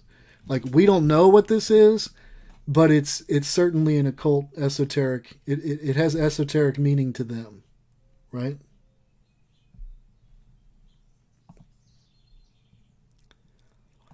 Here is where they're doing something, you know. Actually looks witchy and conjuring to me. That may sound silly to some that may have just arrived, but in context, I have very good reason to interpret my world as I do. And so, I'm not sure. It reminds me a little bit of the Tom Petty, Bob Dylan one that we were looking at earlier, and the one where Janis Joplin was throwing that up too. But it's a little different. So, if anybody has any ideas. And again, too, I want to caveat this with some of these literally might not be anything, too. I'm open to that. I'm not set in my ways or thinking absolutely that I don't want to make something out of nothing. However, I do want to get it right when we do see it. So this reminds me a little bit of the pose that we were just seeing Sting doing a moment ago. A little bit. Again, got the arm, got the hand clenched around the other arm while he's doing it. And it kind of does make me think of a chalice or something like that. But it probably has an actual name. So if you guys know what that is, that's Jim Morrison. If you know what that is, please put a timestamp in the comments. And even if they're just ideas, okay, even if they're something you feel God or discernment wise you're picking up on, throw it in there. It can be helpful. Here's Jim Morrison again. I'm not sure what that is. But if anybody wants to take a crack at it, it looks like it looks like a variation of the Osiris Risen. So it looks like sometimes what they do is they'll combine two to like tell you two things at once, right?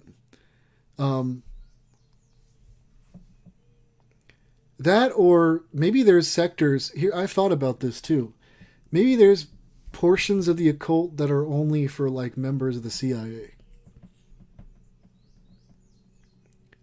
I have no idea, guys. I'm just throwing out thoughts as we go through this, because it's just I'm in uncharted territory anyway. I don't know. Some of you may have been at this for a long time, but I've been looking at the reality for a long time now, and I'm just now seeing this. I can't tell you how many times. Now, see, I'm looking at it's hard for me to tell from here if Jim's hands are clenched in a fist in his pockets or not, which would be a Masonic pose. But I see them all doing it. They'll all wear these like jackets with like these two front pockets, and they'll put their hands in like this, or in a slightly different fashion. Again, and I realize too, I don't want to lose people out there in the audience. I realize that some of these could be aberrations, but also, again, the problem is when you start to see like extreme patterns of this. And then when you can actually verify in the Masonic encyclopedias, at least a good portion of, certainly not all, but a good portion of what actually they're showing you each time. It's hard to look past patterns at that point when it comes to people who you know to be members, people who you highly suspect to be members of Masonry and being masters of Masonry. I found this very, very odd.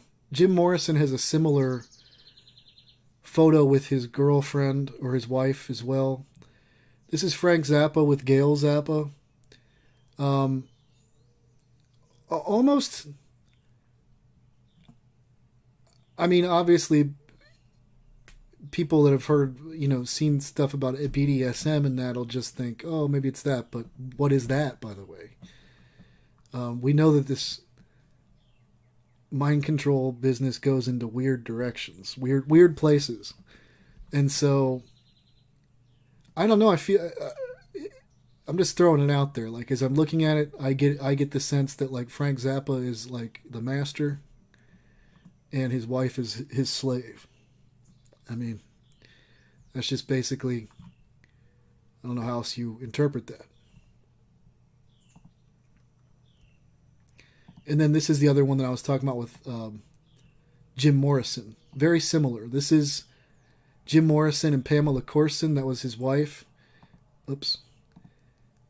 And seems to be an occult pose, perhaps, but it also looks very dominating. And in both instances, too, the women look like a little bit uncomfortable, if we put it that way. Plus, too, as I looked, we're going to look at those photos here in a little bit. Jim Morrison, I believe it was over at Good Fight Ministries. They did some videos on him as well. Pastor Joe Schimmel, and by all accounts, he certainly appears to have been a demoniac. In just there's a constant theme of anti-Christianity, the theme of even just like the books that he would read were all kind of into the occult and dark arts, that kind of thing. And it's also interesting that they call him a lizard king, which kind of gives you that reptile or serpent sense to him. And just that he was connected to like a significant and important figure behind our involvement in one of the bloodiest wars we've ever been involved in. And you'll just see, like, there's just so many photos I have of him where, and actually all the ones that I have doesn't really convey it all that greatly even. There's just a coldness and a darkness in Jim's countenance and face, like a real darkness. One where, well, I can now, but where if you met that man on the street, you might walk the other way and think he's like a Richard Ramirez or something. I mean, just that kind of, like a haunting look to him. Here's Jim again. He's doing now this is similar to what we saw Jerry Garcia doing a moment ago. Remember? So he's got this. And then I think it was Jerry and Bob Weir. They're doing this. Oops. Sorry. So those are probably the same pose. It probably doesn't matter. Like, looks like Jerry and Bob are having a little more fun with it. But they look very, very much similar. Now here, this is definitely something Masonic because of the feet. Somebody reached out to me recently and said that her father was a Mason, but like that he wanted to, like he thought they were weird, but she said at her wedding, her dad did something with his feet, and there were a bunch of old men in the crowd that then did the same thing with their feet. So, obviously this is not just a regular, nobody stands like that. I don't even care if you claim to be like a freak punk rocker. Now we're starting to open our eyes. We see you. It's not just art. In fact, it's not really art at all. And then remember how I was showing you Jim Morrison and I believe is that Bonnie Raitt? Bonnie Raitt and Frank Zappa doing that. Then we have Jerry Garcia doing something almost identical again. And so I do believe that's one of their poses. I've seen now 4. That's a pattern. And especially when we know that they're flashing up occult symbols all the time, that's not something to ignore. So if anybody knows what that is, please let me know in the comments. Leave a timestamp. Thank you. Again, we've seen this one before. Hendrix doing it.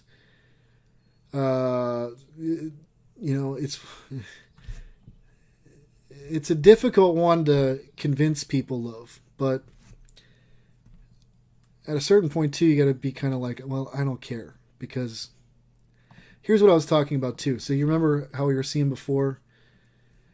I've seen Jerry do this on multiple occasions. I've seen him do it with the other person on the other half doing the other side as well. And I do know that they use clenched fists.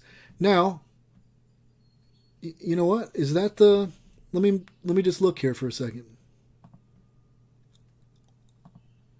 We might have just figured it out, actually.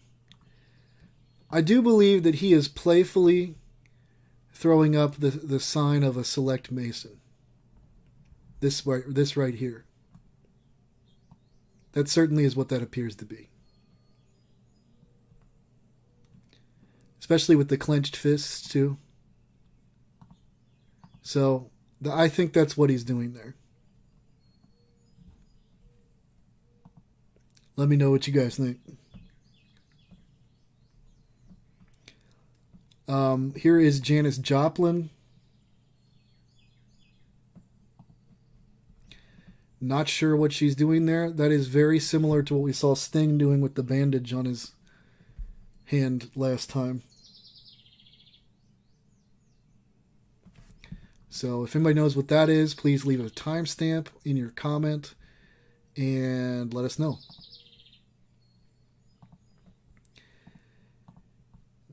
This is very close to have been a select Mason signal, but with both index fingers pointing up like that, and also just the positioning of the arms as well. It seems like something else. Maybe it goes back to the air shoe thing again, but I don't think that either. But maybe. Let me know in the comments if you know. Thank you. Let all of us know. Jimi Hendrix, that is not a vow of silence, but clearly there is some occult significance here in what we're looking at. The show we're doing today actually may be even more compelling, strangely enough, for that loved one who you're trying to get to see things with. So here's Jerry again with another member of the Grateful Dead, and they're actually standing in front of hieroglyphics. And I probably this was taken when they took their trip to Egypt and they were visiting the pyramids. But it also could be anywhere, really. Somewhere where they do their rituals, who knows.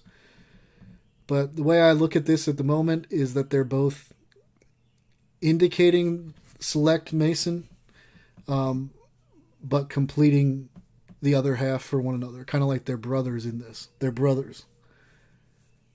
Brothers in bond. And you know Masons call themselves brothers, right? Here's Jerry Garcia. That probably is... Alright, I'm learning as we go, too, because some of these I just casually come in. I think that might be this air symbol that I'm talking about. This, let's see if we can find it here. Because do they always do this stuff perfectly? I don't know. But number 2 here. Shoes supporting the sky. But that just... I don't think it would be that, because they would... These guys are pretty into their stuff, you know? So I think that's something else. Could be nothing too. I'm open to that possibility as well, but let us know in the comments if you recognize it at all.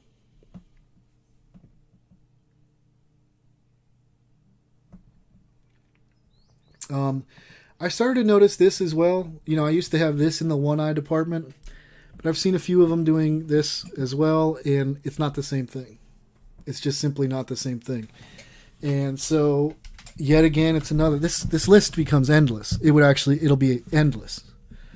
And probably the bulk of stuff I find will just end up in like weird unknown categories.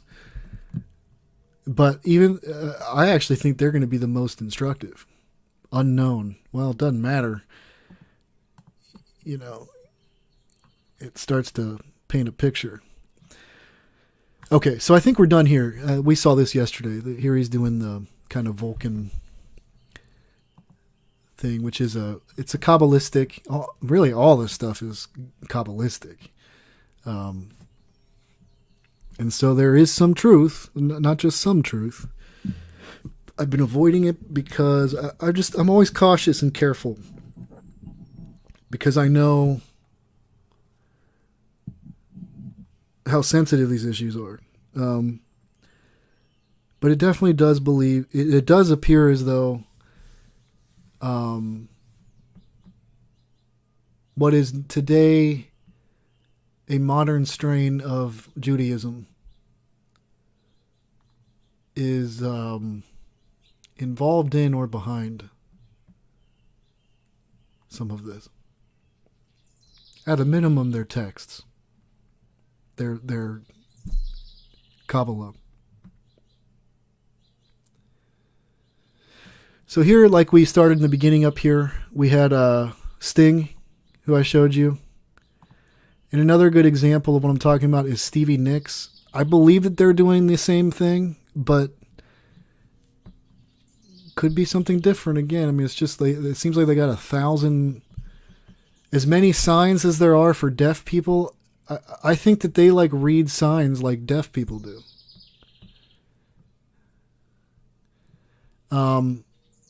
Yep, and that's that for this category. Oh, one more. This one from Anthony Kiedis, Red Hot Chili Peppers, where he's got his arms parallel with the fists meeting in the middle like that, clenched.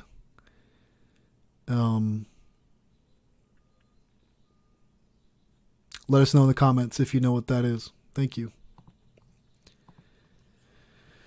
All right, onward to the next area. Where shall we go now? We will go back to the main page.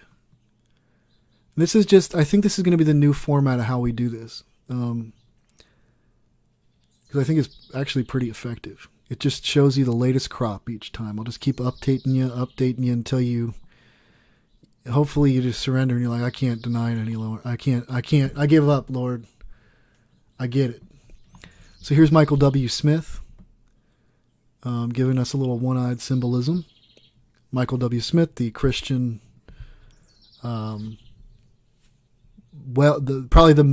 pretty much the most well-known Christian popular musician. So he's doing it. Here's Sting. Throwing it up. It appears right here he's saying, like, I'm taking off the mask. Here's what's behind the mask. The devil. Holy cow. That's just how I see it. Because his right eye is darkened. The Bible tells you everything. His right eye is darkened, and then with his other hand he's signaling like, I just took off the mask. And this is who I am. Horus.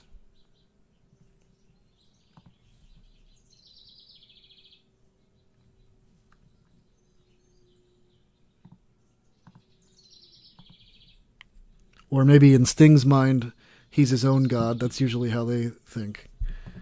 But same thing. Satan. If you think you're God, you're working for the devil. Here's Sting again. Throwing up little one-eyed symbolism. Here is Sting covering up the eye of his bandmate Stuart Copeland when they were in the Police together. And Sting looks a lot like Jeffrey Dahmer right there. Just struck me. Just in that particular photo.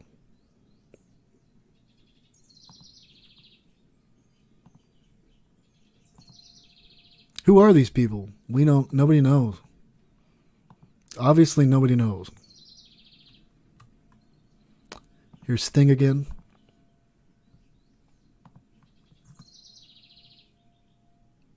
Covering up his eyeball.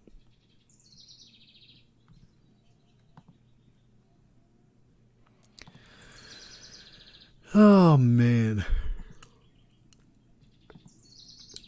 This is craziness. It's just craziness. It's endless. It's just endless.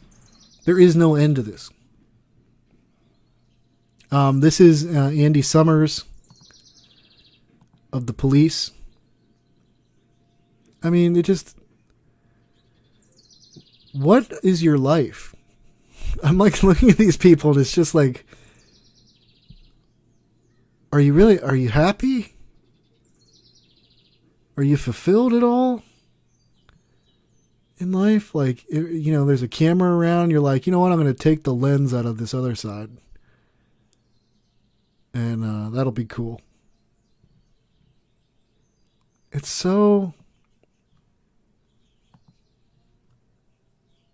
I don't know what the right word is. You got a couple from Bonnie right here. Doing a little one-eyed symbol. So you got that one. And you have this other one from Bonnie. Oh, yeah. I've been... Should already be understood by this point, but yeah, country music, all of it. I'm sure if I started to... There's just so many jazz men and women, but if I started to go there too... I'm going to start to find, but I think you're going to find the concentration of them in like truly popular music of the day, because they seem to focus on the popular music. And that's a broad category, a really broad category, actually. Steve Miller again, who we showed in the Masonic gestures category several times.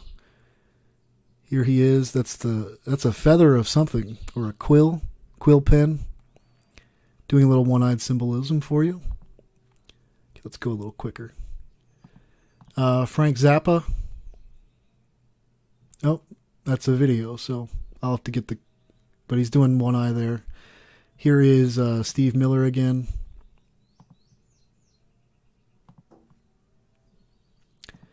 And Frank Zappa on the cover of Lather.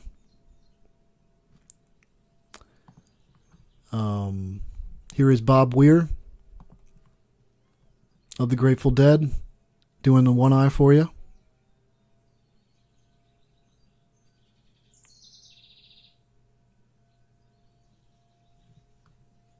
Starting to see who these men are. They're that thing on the back of your dollar bill. They founded your country. They think that they're royalty. And they serve as royalty simply because they operate as a mafia. Frank Zappa. Which is generally how it works, but that's a pathetic way to live. Couldn't have any self-respect at that point. You'd look in the mirror every day and be like, I'm a sellout punk. All right. I won't do that again. Pray for these people. Seriously, pray for these people. Try not to let, as it does me sometimes, and I'm not excusing it. We shouldn't excuse it. Try not to let it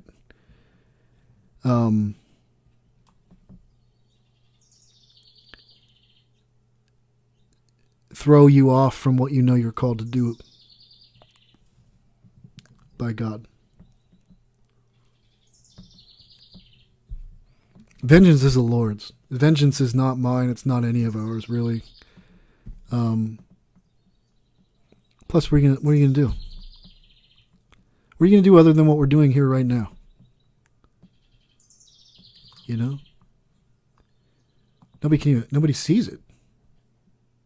How do you address something nobody sees? It's like the Harry Potter's telling you the truth. That series, like there's this wall, and they go off to school all the time, and everybody's going about their business, having no clue that there's this like little. It's right there around them all the time, and people just go through the wall, and they're a part of them. They come back out, and they're living in Muggle world again. It's crazy. Bonnie Raitt, one eye again. Jim Morrison. Boy, it's just it just never ends. It's always more and more and more. Can I enlarge the? So I don't have to enlarge these. Let me enlarge the screen in that way. That's maybe a little too large. Yeah, that's probably pretty good. Should be able to see pretty well at this point.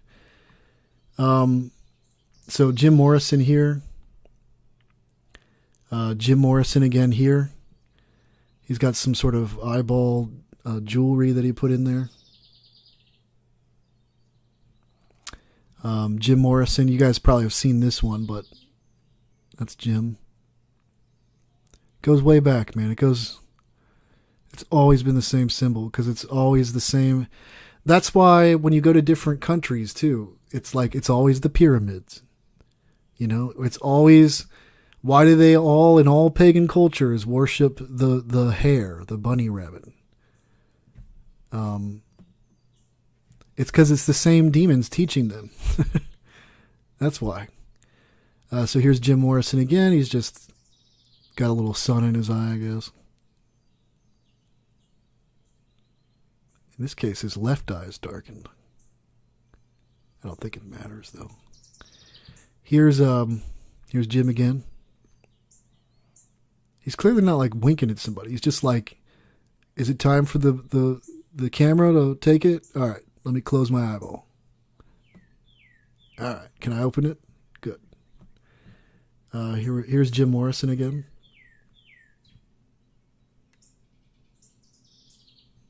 Yeah, you're correct, Kevin. Yeah, I think so. So here is Janis Joplin, one eye. Here's Janis Joplin again, one-eyed. One-eyed Janis Joplin again. One-eyed Janis Joplin again. And remember, we saw her throwing up the hidden hand as well. And that other unknown pose at this point. But there she is again. Oh, I got that twice. Janis. There's Jimmy looking at you with his one eye behind his beer bottle. Here's Jimmy looking at you from behind the door with his one eye. Jimi Hendrix again, doing a little one eye for you. And here's another one of Janis that we missed. Quentin Tarantino. It's a subtle way that they do it sometimes. And who else? Oh, this is, I'm going to have to click this because I don't know. I can't remember. This is, what's his name? Oh, Bill Kreutzmann of the Grateful Dead. So there's Bill smushing his nose in, covering up his eyeball.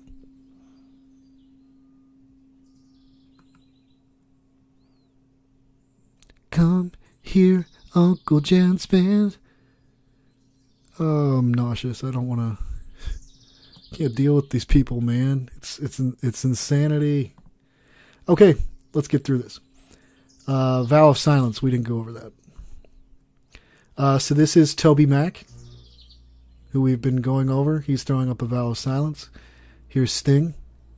Same thing. Sting. I still believe that's a Harpocrates. Yeah. But it could encroach into penalty sign territory, but I think it's a classic version of Harpocrates, but I could be wrong. This is Greg Allman. So Allman brother Greg telling you to keep your mouth shut. Jimi Hendrix on stage telling people to keep their mouth shut. Jimmy, same thing. Dirty fingernails too. You know, as you come out of the spell too, you realize, like, of course they're witches.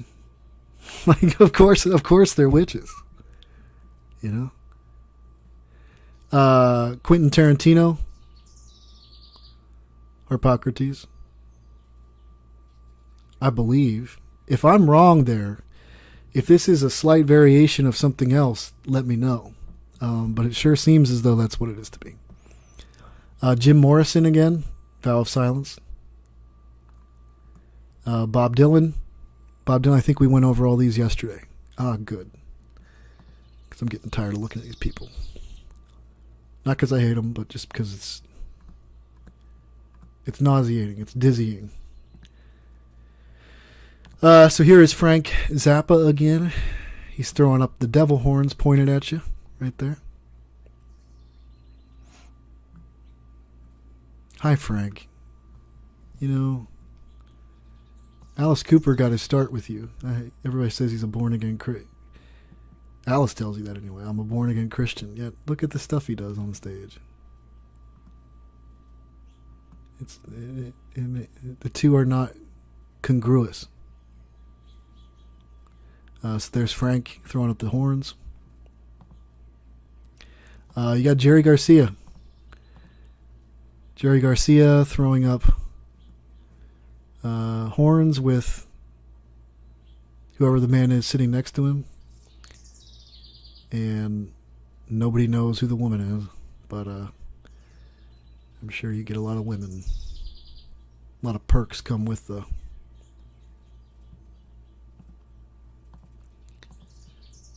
role. Bob Weir throwing up the horns. Look at his eyes too, they're just like whacked out.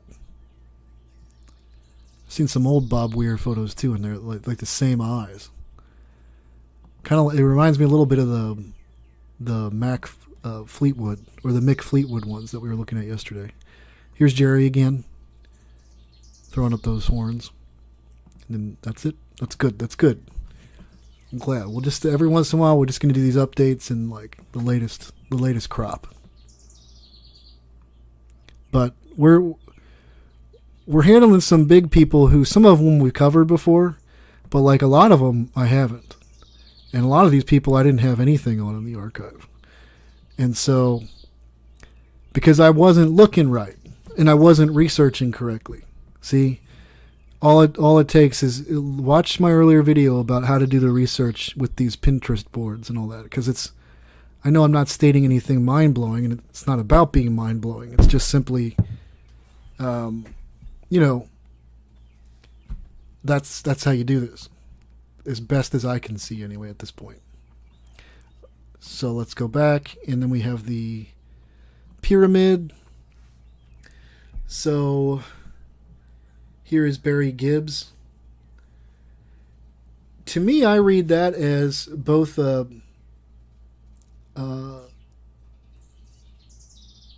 like a pyramid and also an inverted pyramid at the top, right? At the very tip where the cross is.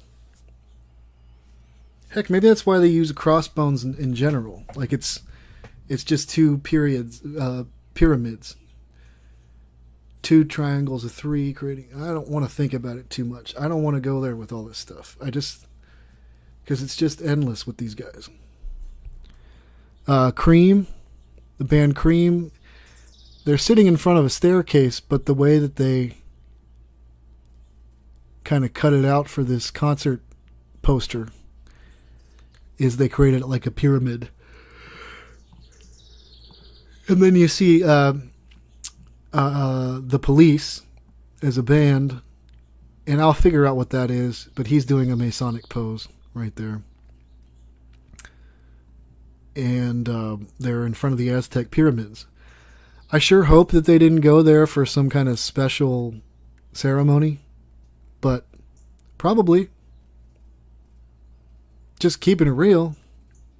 And you know those places were known to be places of human sacrifice, right? Can you imagine the kinds of parties and stuff that they have, the elite in some of these areas? I don't want to know. I don't want to know. I just want to assume maybe I just made that up and going too far with things, but I don't think so. So this is Dwayne Allman. There's Dwayne putting that up.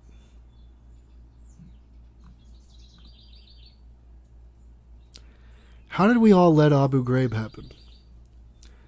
You don't even know who those people are. Do you remember that? Like, are we like the Nazis? How did that happen? Do you remember that? Like people with bags over their heads, like having to pose, and getting like tortured with dogs and waterboarded.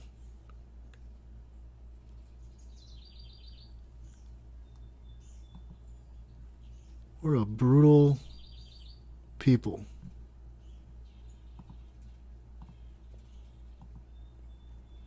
Bob Weir, this is him in Egypt. Has some very interesting eyes as well.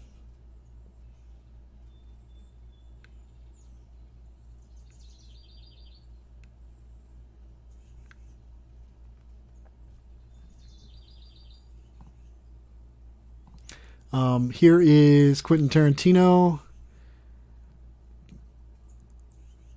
throwing up the pyramid.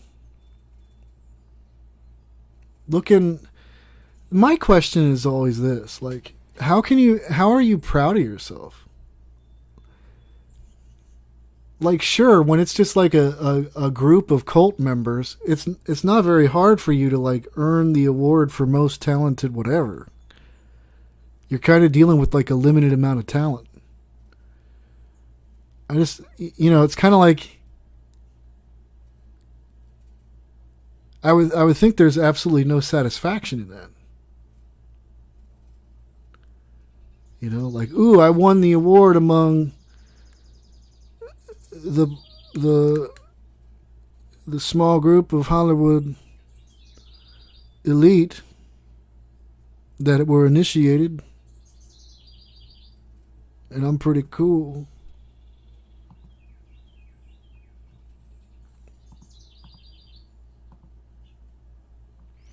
Jimi Hendrix, looking blitzed out of his mind, but cognizant enough to give you a little pyramid.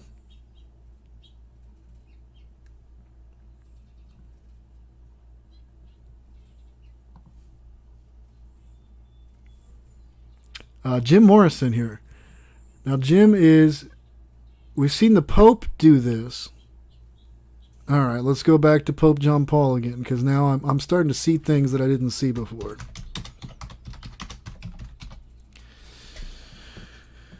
Oh, it never ends. All right, not quite.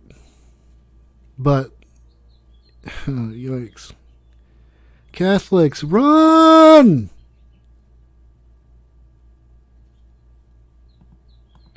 Run!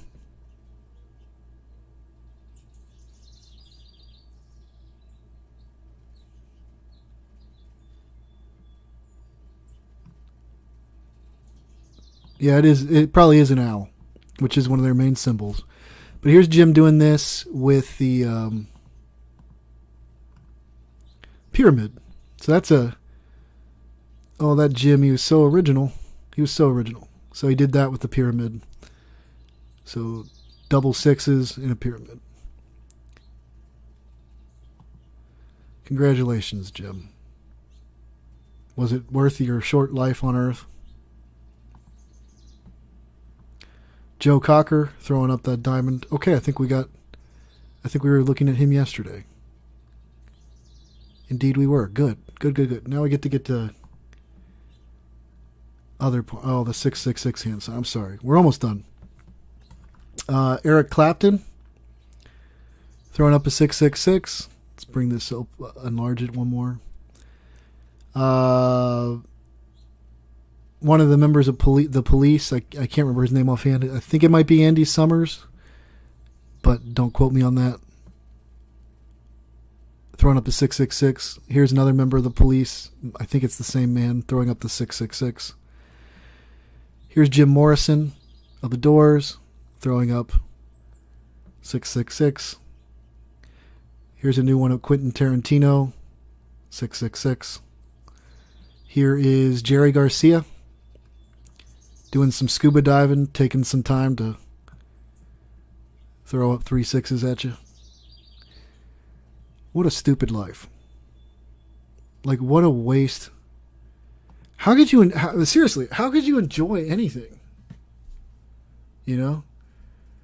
I mean, I guess you gotta, like, try to live it up. And so you're like, scuba diving and traveling all around the world, just trying to forget the fact that, like, you like, literally sold out to the devil. Like, just you're trying to squeeze that orange for everything it can give you. Because you know the time's running out. Especially as you guys get older. And I don't know how the geriatric division of this whole society, it has to just come down to the hardness of people's hearts that Scripture says. They have such an antichrist spirit that they'll go to their grave unrepentant. And maybe even believing the weird dogma that they've been taught. I mean, that to them, you know, the devil's the good guy. And they always say it too, like Yahweh is the evil one. And, you know, I don't know, man. All they have to do is really look around and do maybe just a tiny bit of self-reflection and realize I'm lying to myself when I say that. Like, I know I am, you know. Unless they're dumb people. I don't know. That could be a factor as well. They might be just dumb. Okay, that's it for that. So Bruce Billy Joel, we went over all these, Ringo Starr, on and on. But those are the new ones. While I have it here, I'm just going to point out this too. I mean, it's already been established in yesterday's video. Like, Stevie Nicks is pretty much as witch as you can get, and I believe she says so anywhere these days anyway. So, you know, again, they're coming out with this stuff anyway. I think they might even be fine with what I'm doing because, like, I think the whole point is they're going to try to normalize it, just like they're trying to normalize everything else. And so at a certain point, they're just going to be like, yeah, it's true, and look how great we've been as Hollywood stars. We're actually really good people. And we love you. We've entertained you. We've given you your favorite love songs. You got married and danced to my song. Like, we're not bad people. We've been given a bad rap by those Christians. You watch. I think that's what they're up to. Because I should have been, and other people too, although there's the God factor, right? The God factor is God can protect anyone he wants. And God can use any evil for good. But I should have been gone a long time ago. You know? So should every single channel on here telling the truth, and so should everybody anywhere. If they didn't, they want it out. They want to get it out. Obviously they want it out. Like, they've been spending decades and decades literally broadcasting it on billboards, on album covers, on movie posters, they're just like, oh, finally people are, you know, I don't know. Or we've all been under like a crazy witchcraft spell, which is the truth. And some of us, again, this is all putting gang stalking into perspective for me anymore. I know why I got gang stalked. You know, they saw something in the spirit. I don't know how. I don't care. Something in the spirit,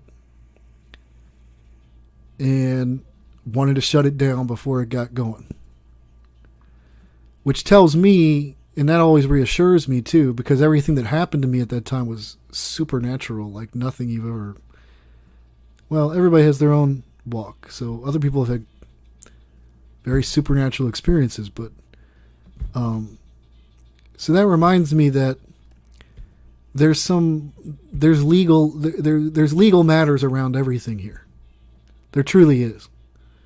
And again, I go to the book of Job as one of my main references for that.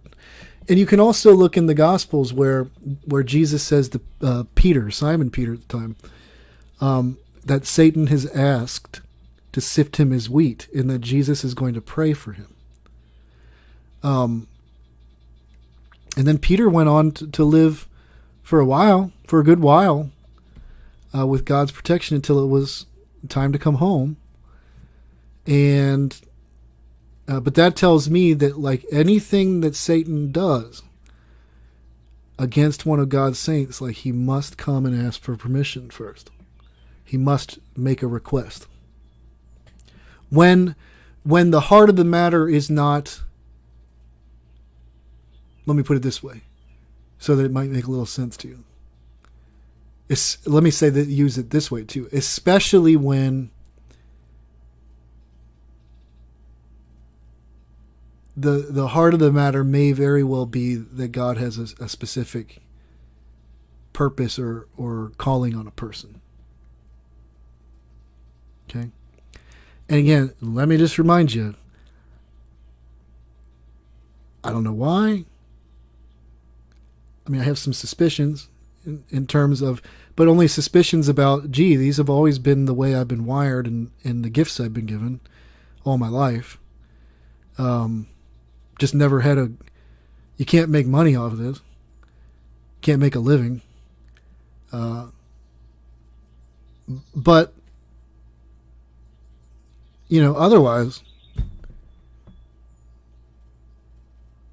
seriously,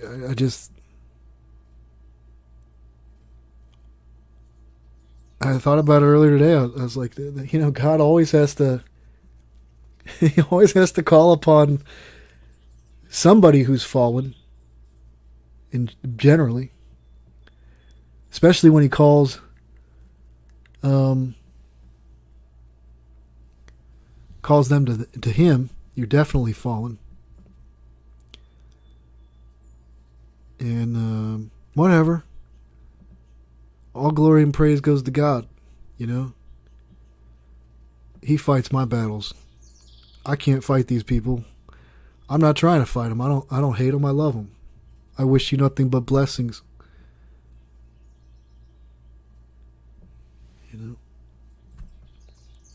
All right, there's nothing new in the heart department, which is good. All right, let's go back again, and let me get the screen a little better so I can see. All right, we're not going to spend too much time here because I do kind of want to get off. We're going to look at a few more items that have been added, though. I'm going to try to go through those a little more quickly.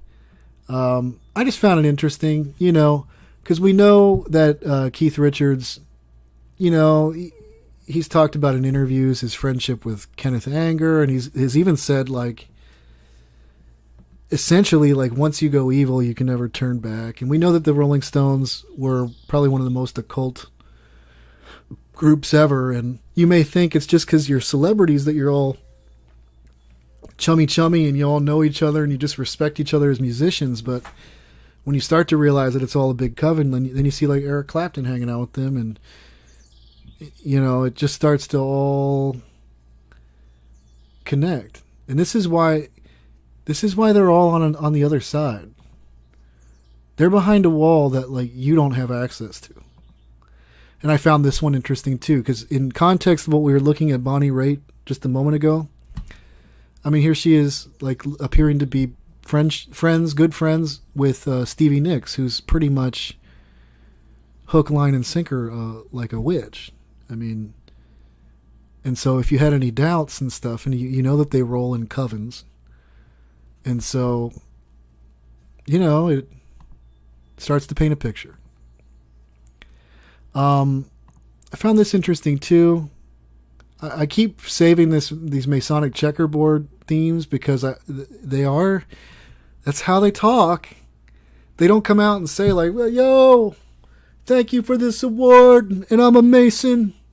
And the next person too, because then everybody would be like, what's going on? It's like there's this gang that runs the world.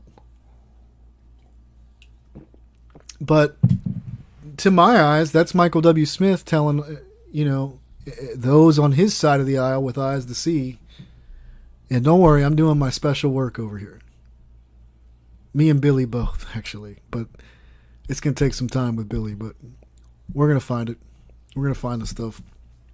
If it's there, I'm open to that. I'm open to it not being there. Let me put that out there bluntly, too. If I don't find Billy throwing up Masonic signs and symbols, I won't comfortably go with the narrative that you find online that he was. I will say that his ecumenical doctrine, either way, is not a good one. But I only want to get to the heart of the truth. The last thing I want to do is like mislead people. Eric Clapton, notice the checkerboard kind of theme, black and white. Eric Clapton again, posing. That's probably that's probably another Masonic pose even, but I can't get them all, guys. I can't get them all. And at a certain point, I'll lose everybody that you bring to the couch to have a listen. But it probably is one. Keeping it real. Just hanging out on his Masonic checkerboard floor. I don't know. Maybe that's probably his home even. Here the Grateful Dead are. Now, it's a barber shop, but you take certain images for certain reasons. Especially when you speak always through symbolism.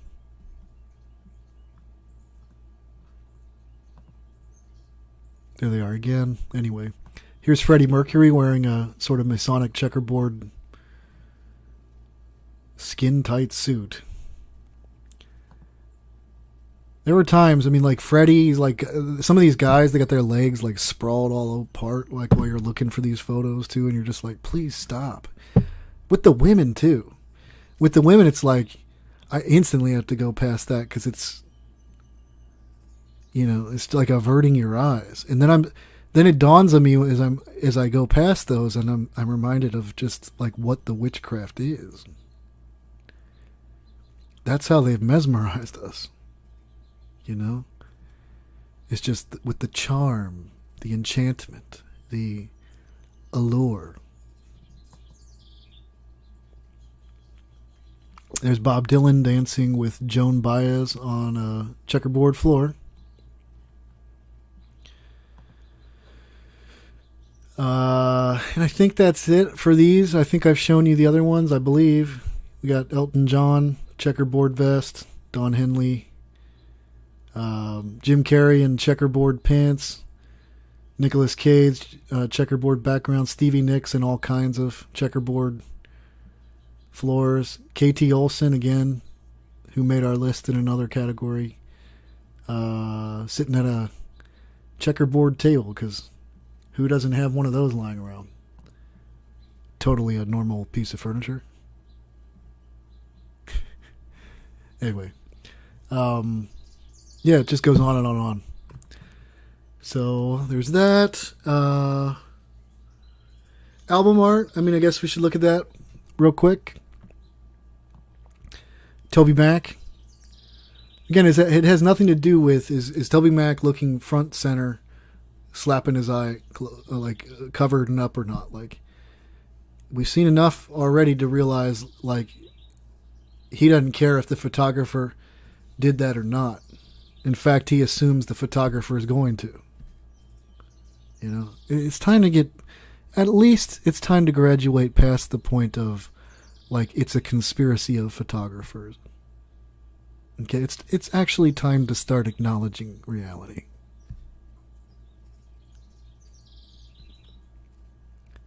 And again, too, I'm just, especially in Toby at times, there's like a coldness.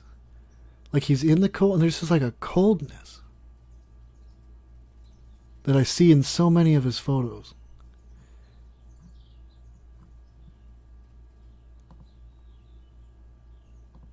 I can't comprehend. I can't comprehend it.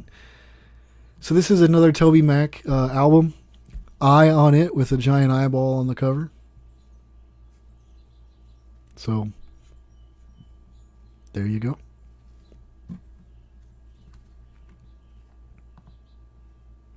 And then this is the Michael W. Smith one that I was talking about. And then I'm going to bring up the other one as well so that we can see that. But as you can see, Michael spells his name with, well, he spells it backwards. This is on the back cover of, let's see if they have the front of the album down here anywhere. Anyway, it's the front of the album is like this young boy with half of his face shaded out, so he's actually giving one eye, looking through like a picture frame. And he has like a picture frame on his lapel here, which is interesting.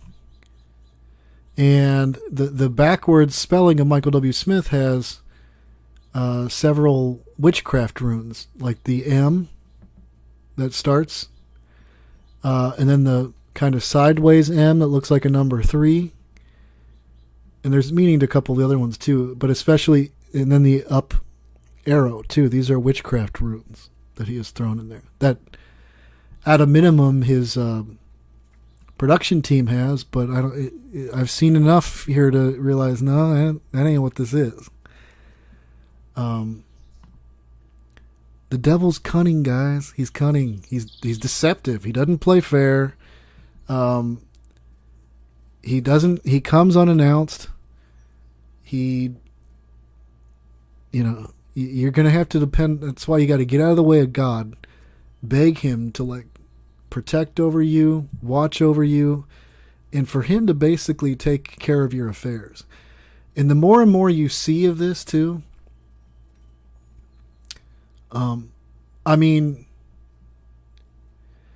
it's helping me a lot, because it's helping me in my walk with God. Had I lived in a different era, I don't know that I'd be saved. Seeing what I see, I would have to be the world's biggest, stupidest idiot to ever turn my back on the truth. Because I see the prize, man. And it's not just about that. I know it's not just about a reward, but that's what I'm aiming for. And also, it's just like, wow, you mean like the whole world has conspired against Jesus? Against Jesus? You mean he's real? That's so awesome, man. That is so awesome. You know, they're in his church. They're in his churches. They're trying all they can. But like God said, like, you're not going to bring it down. There's still going to be people that see you. His remnant. You know? And also the watchmen. Those who grab their trumpet.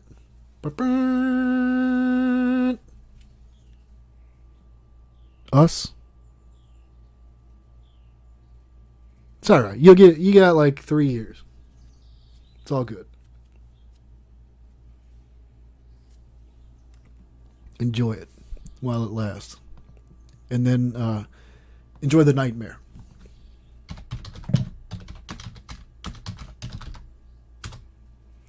Michael W. Smith album covers. I need to find that other one. Just while we're covering it. Because I want to point it out to you to show you he is doing another witchcraft pose on the cover of another album here. Oh goodness, how many does he have? Here. So again, the M, you remember how we said how we just showed you here? The M here is a witchcraft symbol that Michael chose to use as the M in his name. Here it is being highlighted here. I guess it means manaz or manaz. Again, I don't know these witchcraft symbols. I don't read the witchcraft runes or alphabet. I just know when discernment says, And it's interesting, too, because the sign that he's doing on the front here as well, this Tewaz. What is the Tewaz? Let's go look that up. Is this some kind of mocking of Jesus? Rune meaning. Tewaz rune meaning. Oh, goodness. Is named after Tyr, or Tyre. I think it's Tyre. And was identified with this god. This is just disturbing anymore. So yeah, there he is. This is on the cover of Christmas time. I don't really think Christians are supposed to be participating in this weird holiday. With all the tinsel and holly and all the Santas and all. Like, I really think that needs to stop if you're a Christian. But that's me. That's what I've been convicted to do. You do what you feel like you've been convicted by God to do, but I'm just saying, I feel like Christmas anymore is a deception. Not that it's. Let me caveat that too and say, if we really all just came together in the season to like take some time to, we should be doing that all the time. By the way, shouldn't I know I'm preaching the choir here, but. Like, I don't have a problem with that. Like, I don't actually have a problem on December 25th even getting together with some brethren and, like, talking about Jesus,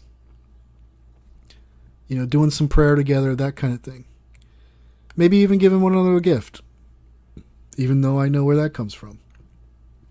But all these trappings around the season and, the consumerism, that's not by chance. Santa being the center and focus of the season, that's not by chance. Santa having... it's an anagram for Satan, that's not by chance. Same thing with Easter. Same thing. It's just the attack. The devil just will never stop. He'll never stop. Man, he's trying with everything that he's got to try to destroy God's church. Everything. And God gets to stand there and say, like, look at you. Look how pathetic you are. Like, all of you. Like, here are my servants who love you, who pray for you, who want blessings in your life, who want a better world, who want his kingdom to come down here, and like all you want to do is be ravenous wolves that circle around them and want to kill them and devour them. And yet they still grow. They still don't even back down. With all the snarls that you got, all the threats, and I've gotten them on this channel. I know everybody else. I know anybody else who's done this work too. You get the threats. You guys are cowards. Why don't you step into the true light in the gospel of Jesus Christ? Stop being a coward for once. Nobody's buying how manly you are with all the newest occult tattoos you got and how bad you can grimace anybody. That's not what makes you a bad man. A tough guy.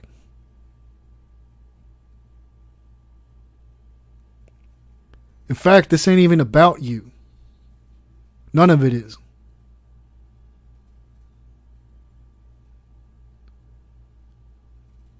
You're just a little... That's why you can't... That's why you never will submit. That's why you have to circle around us and want to kill us. because you'll just never submit. You got to be God, because you're the narcissist. You're the one filled up with all you guys, all you alchemists, you're always talking about getting rid of the ego. Give me a break.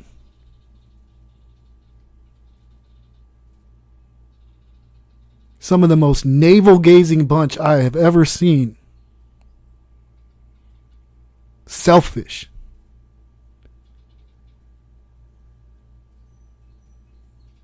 You kid yourselves? You kid yourselves? You tell you, because you grab a couple twigs in the forest and save the chickens and hens, that you're somehow righteous? Now, I'll be the first to confess, I'm not righteous. I'm really not. Not one is. No, not one.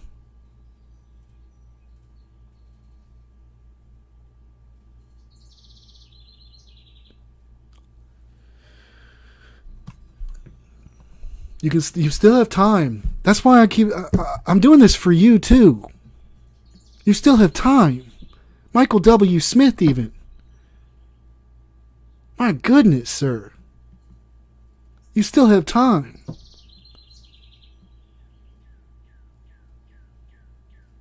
But if you do, how can I just don't even understand it.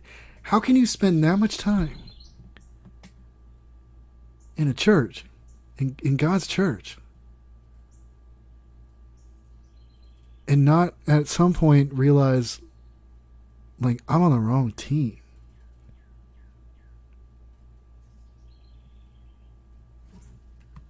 I just don't get it. And care about that. And not just be like, yeah, whatever. I just sold out to evil. It's all good. All right. Ongoing with this theme of their fashion, too. Just keep taking note of it. So here's Toby Mac again, and he's dressing up. He's got like a Masonic hat on, and he's doing the one eye for you. I mean, it's clear as day. Once you see it, you will never unsee it again. Blow the trumpets, troops. Tell your friends, tell your neighbor, tell your wife. And then hide your kids, hide your neighbor, hide your wife. Because you got a bunch of wolves circling around the lambs.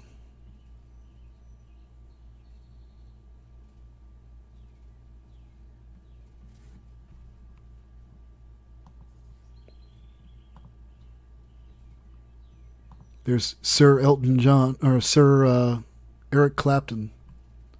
Sir, huh? Seriously, again, how do they even... That's like the stupidest thing. Like, how could you be ever satisfied knowing that your recognition is an illusion? And not really based on your merit.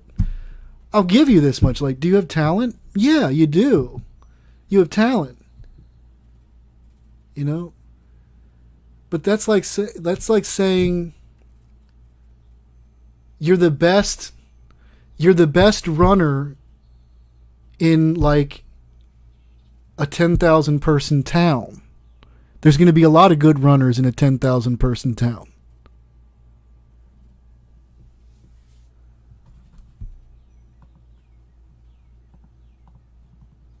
But again, it's not even about the music and art.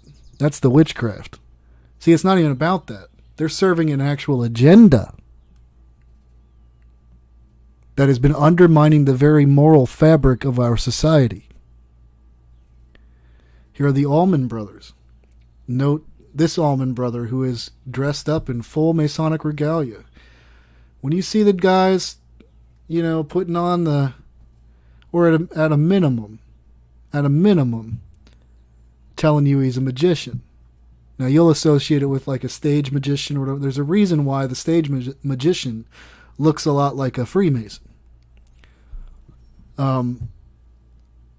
But you got the cane as well. Like, whenever you see people like dressed up like this in these bands, it's just another clue. Let me put it that way. It's another clue. It's another, perhaps, possible confirmation that they are members of the club. Here you go. Here's the Mothers of Invention.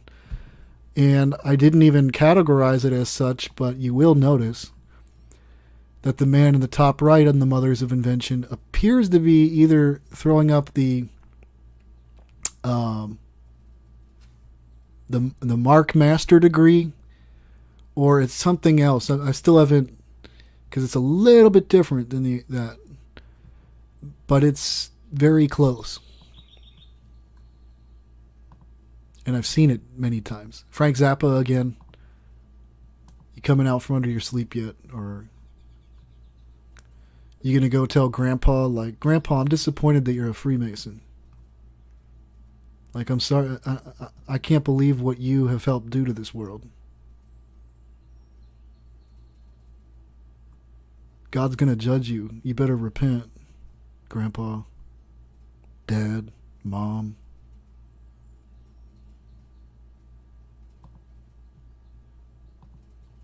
Oh, honey, it's just about pancakes. Bullshit. Excuse me. Don't give me that.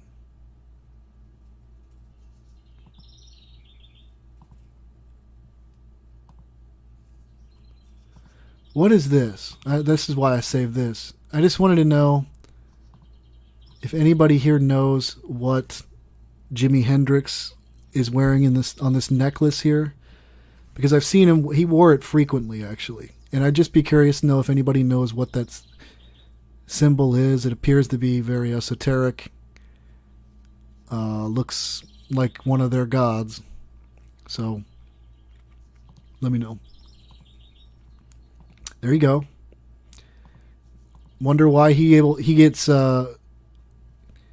interstate pass for driving around with pounds and pounds of marijuana and mushrooms all throughout the country. Wonder if there's a reason for that or not.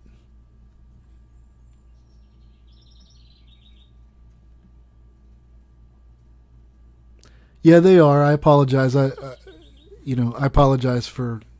I can do these without it. As a matter of fact, it lends nothing to anything when I do that, or even when I get angry for a little bit, or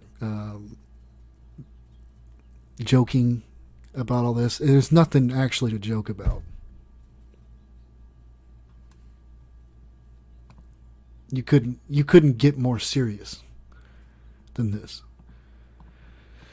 And then I wanted to show you this. Most of you are familiar with this symbol, but they're all doing the lightning bolt fashion as well. That's another thing to start taking. It's kind of like all the signs and symbols that your popular culture has forced onto you are all signs and symbols with dual meaning.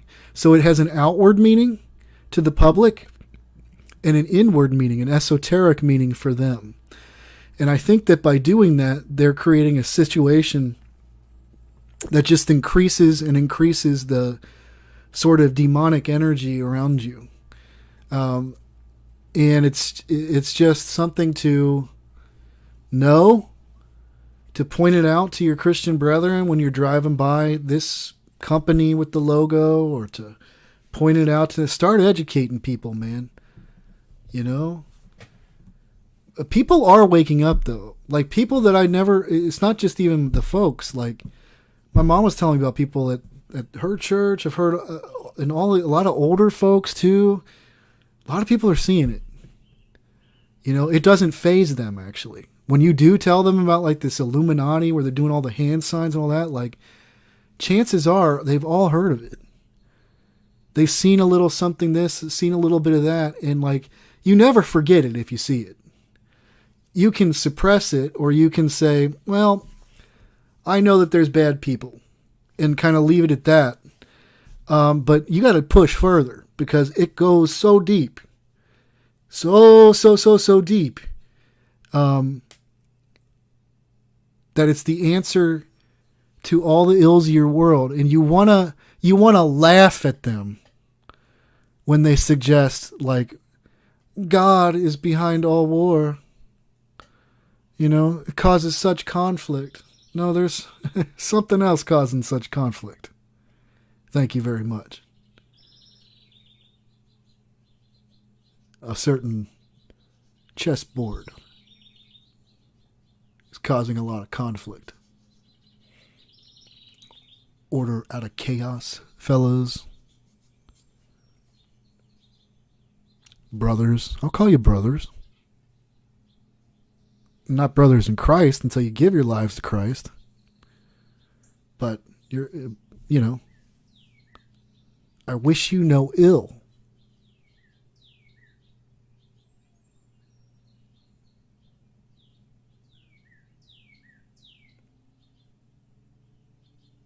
And I'm doing this despite all the you know, all the possibilities. I'm a sinner just like you.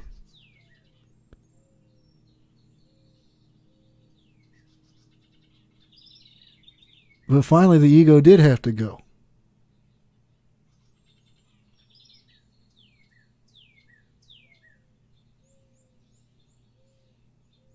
And I realized I'm not so big, I'm not so important as I thought.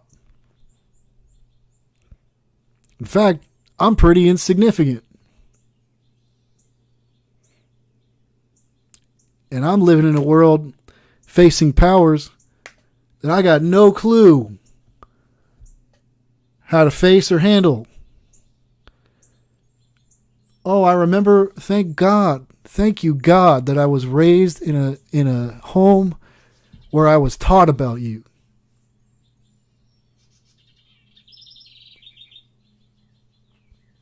And I said, well, that's the only answer I have here. I'm going to try that. I'm going to give him a call. And here we are now. God is faithful, and God is true, and God is good. God is the only thing good in this world of madness. And you better cling on to him with your life, because we're heading into turbulent times.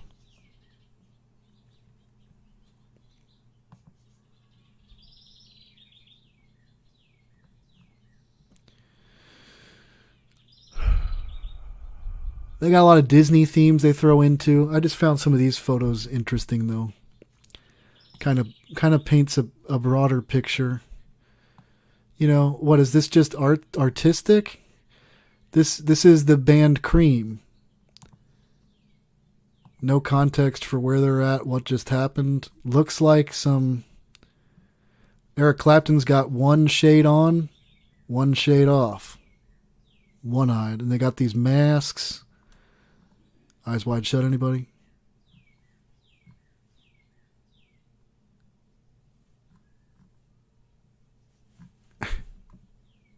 I don't know. Just that's what it looks like to me. I don't know. What were they doing?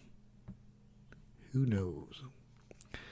And then when you start to see these, you know, the reason why you didn't see it partly too is because they offered it all to you in such a not serious fashion. That's part of the witchcraft too. Is it's like they convince you the devil's over here. Like the devil is the hegemon, the military power, which they're behind this weirdly enough. It's kind of like the whole network, but it's not really, that's not the Hydra head, you know? I mean, at the end of the day, each one of these is merely a puppet. They're insignificant as well. They're very insignificant, actually. Because Satan's not even a god. He's just using these people, and you see what happens to them over the years.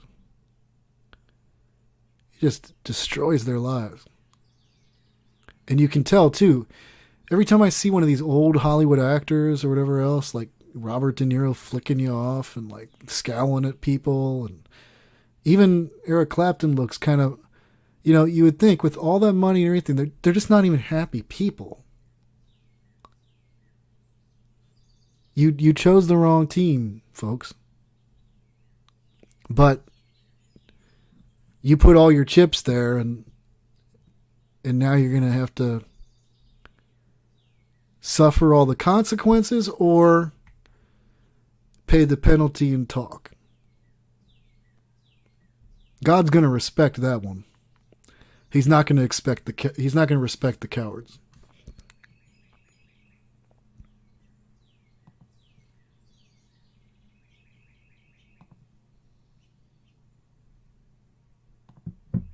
Oh, I completely lost the boards and everything there.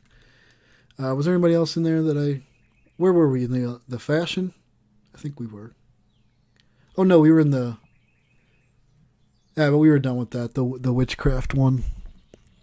I found this kind of funny. I just wanted to add it to the. Clapton is God. That's the whole point. Apparently, this was famous. This was a famous photograph of graffiti of Eric Clapton that I guess his fans loved and everything. It's just, but yeah, that's the whole point. I thought it summed it up real well.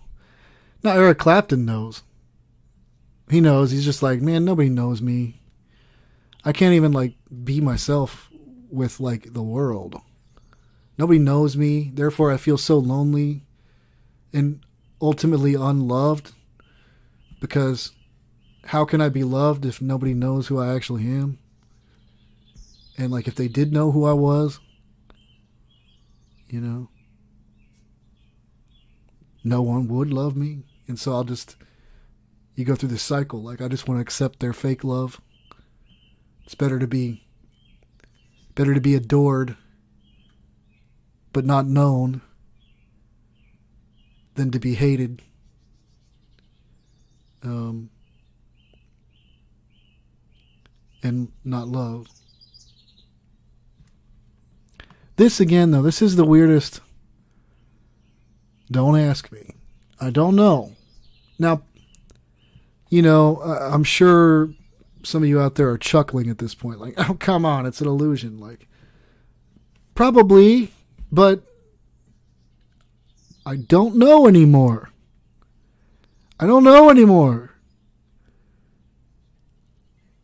I'm telling you, they cast David Copperfield is not like making an Eiffel Tower disappear, and that's actually a parlor trick. That's like the parlor trick of all parlor tricks.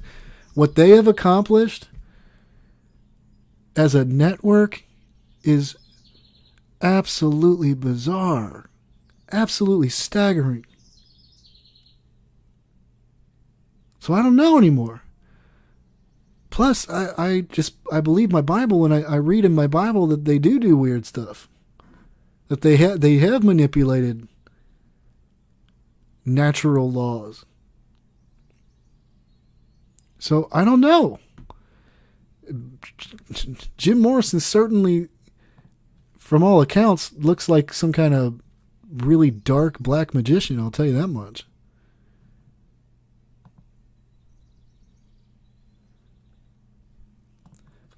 Here's these. I added a bunch here.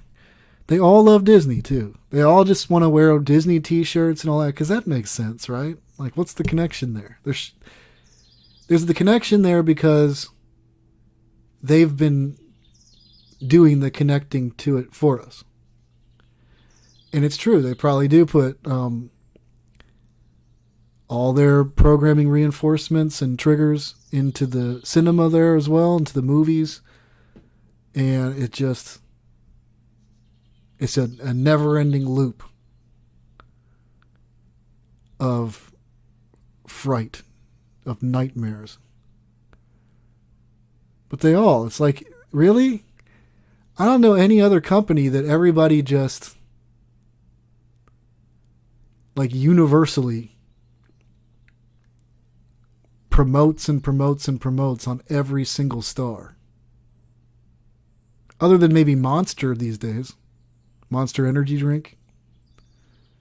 Which is the Hebrew 666. It's insane, man. And then...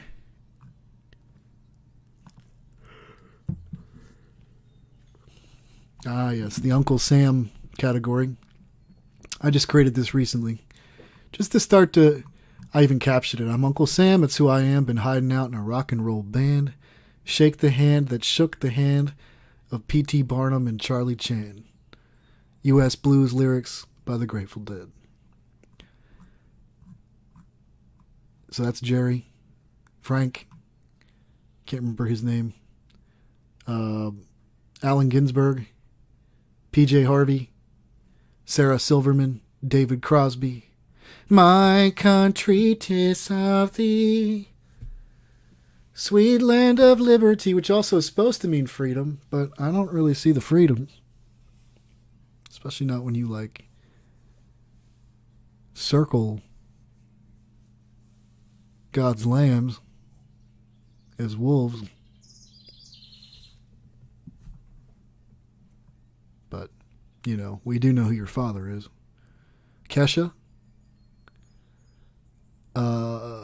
Elle Fanning. Hillary Clinton, of course.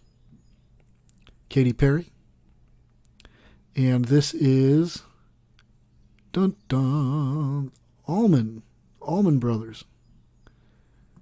Putting on that. They just keep telling you. They keep telling you, but you're like, oh, come on, you're reading too far. No, they keep telling you. And I think I have one more.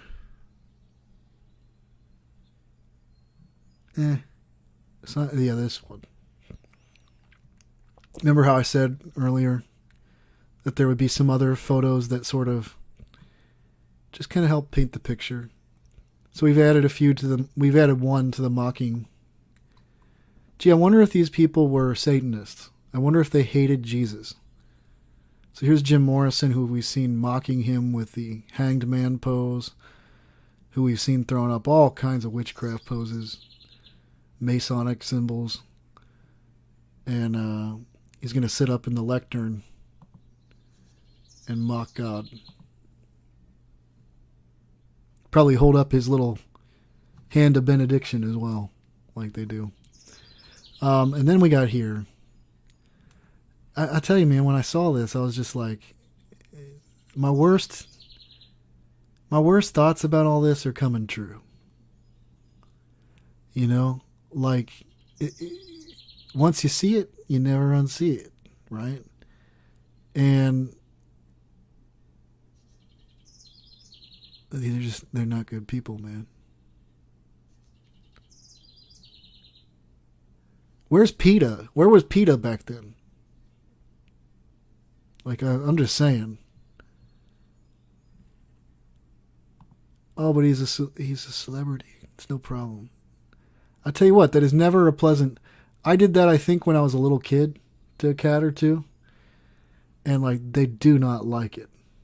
It is probably a painful experience even for them. So I found this too. It's just, seriously, guys, like, these are our heroes. These are your cultural leaders. Are you kidding me? Are we? What is it going to take to, like, pull you out of this? That's your hero? A guy who does this and, like, tortures cats?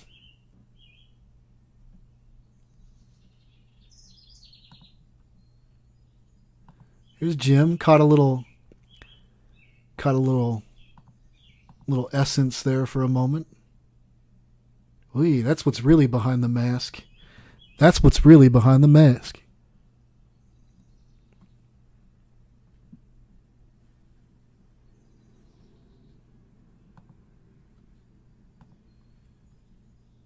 Here's the mask coming down again here. Here's Jim. You don't want to see this one.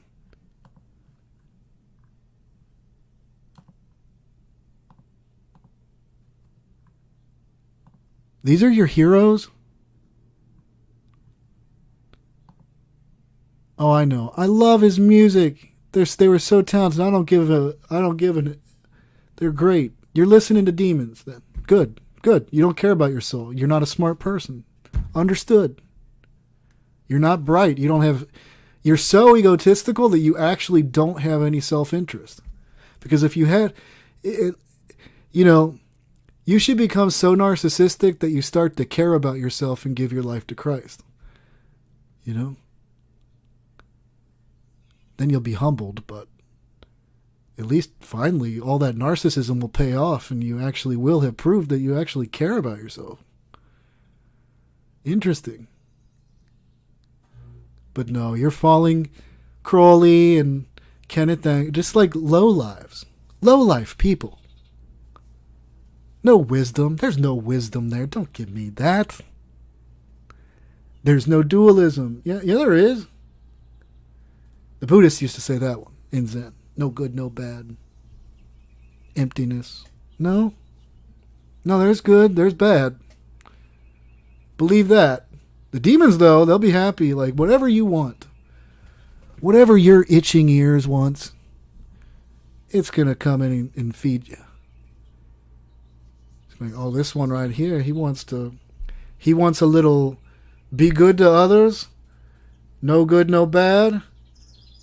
He wants to be called a great guru. He wants to sit in meditation pose in front of others and pretend as though he's the all-knowing one. All right, I'll whip one up right for him. A system of thought for him. A system of practice. Not a big deal. Just don't let him go to Jesus. And if he does go to Jesus, hopefully he'll continue practicing the Zen thing and then also do the Christian thing. You know, as he would call it. Like, aren't they kind of incompatible? Well, yeah, they are. I know some Buddhists that I used to know that would quibble with me on that one for sure, but it's just, brother, I know some Zen teachers who are like Christian ministers, like Lutheran, and elsewhere, and they tried to school me when I was first coming to Christ about like I've never heard any of this before. When I'm talking about like demons and all this stuff, like this is totally foreign to me what you're talking about, you know, on my wall. Now, number one, I think is probably a deceiver, or at least horrifically deceived. But also, it's just like, what are you on? What are you smoking? Like, they're completely incompatible. The Bible is very clear. There is good, there is evil, right? It's not empty. There's not emptiness, right? Number one, you're already. It also, God does not want us to be practicing what the pagans practice. Doesn't matter if you think it's okay. It's no big deal. It's no biggie.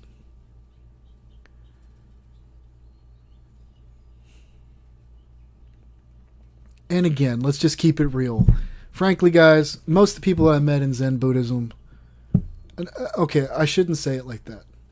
I met several interesting people in Zen Buddhism who were most certainly there as an enhancement or as an accent to their left-hand path practice. I did. In fact, I remember when I was running the website and doing my work that I had like people unfriend me when I would criticize Aleister Crowley and stuff. Because I thought I was speaking like duh to all the other Buddhists. I'm just like, Zen's got a problem with, I never could understand this. And then that's when I started getting all these weird people coming out. Adam, you might change your mind one day. Or, seems to me you're a little limited, small-minded in your thinking. No, it's just like, why would anybody involve? I was always taught bodhisattva vow, like sentient beings are numberless, I vow to save them all. Like that all sounded good on paper. That's why I came. Even though I never lived up to it, because I didn't have the grace of God operating in my life. And that's what everybody's problem is involved in that project, because they just don't have any. That's why whenever I went to these retreats, like everybody was like zapped. There was really never any joy. It was all just about like this kind of like equilibrium peace, just kind of peaceful and checked out. And I'm so mindful And I'm looking around, but meanwhile, actually, the truth too is that like all their lives were just utterly falling apart. Depressed, it was all over them. Depressed. Their lives sucked, and that's why they sat on meditation cushions only to make the matter worse, because they just couldn't finally submit and give themselves over to God.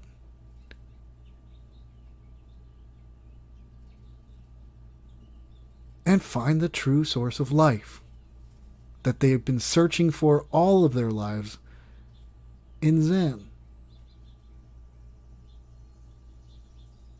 Anyway, that's about the gist of it, folks. I think maybe we have a few new members of the Tongue Club, but you might not have seen some of these. You got Frank Zappa looking. Man, clean your tongue too. This is one of those times where I agree with everybody. Like, clean your tongue. My goodness.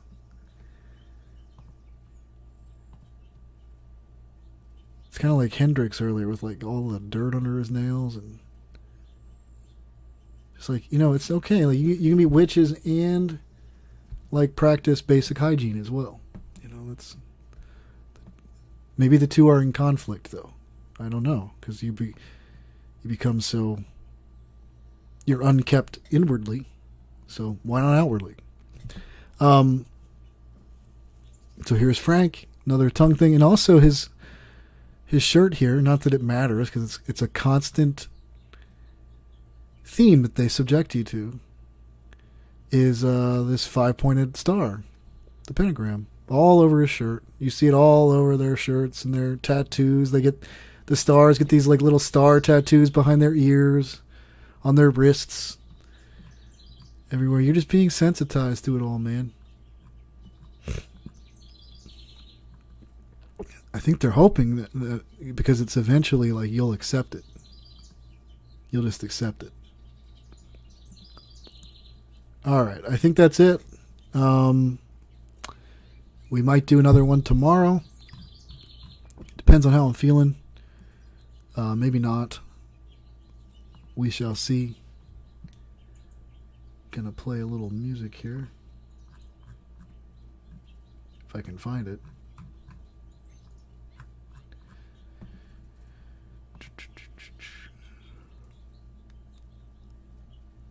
Oh, wrong.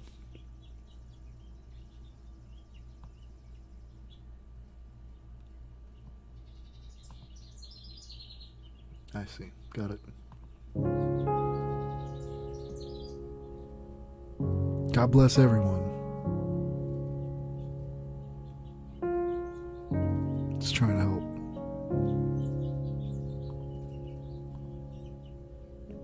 Can't even believe this is my world. Sometimes. Jesus, you're my heart's first love, and you've been holding on to me. You once were the air I breathed, still my heart to remember. And Jesus, I am wandering, but you're chasing after me. You once gave your life to me, still my soul to remember, still my soul to remember. Your oceans wave without thinking, your mountains rise without knowing, your rivers run without needing to know where they're going. Your lilies spinning so free, oh, they're happy to be. So teach me this kind of of humility. Teach me this kind of humility.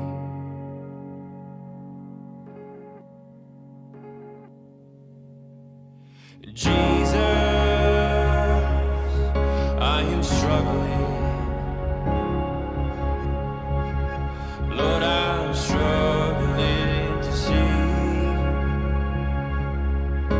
I'm doubting your provision. So still my mind to remember that Jesus, you're my heart's first love, and you're leading me home through the fire and the flood to the place where I belong. But still my soul to remember. Your oceans wave without thinking. Your mountains rise without knowing. Your rivers run without needing to know where they're going. Your lilies made it so free. They just happen to be. Teach me this kind of humility. So teach me this kind of humility.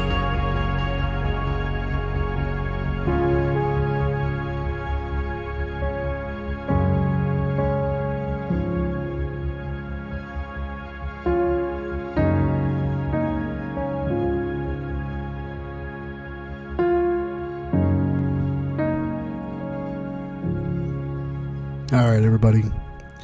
Have a good day. God bless you.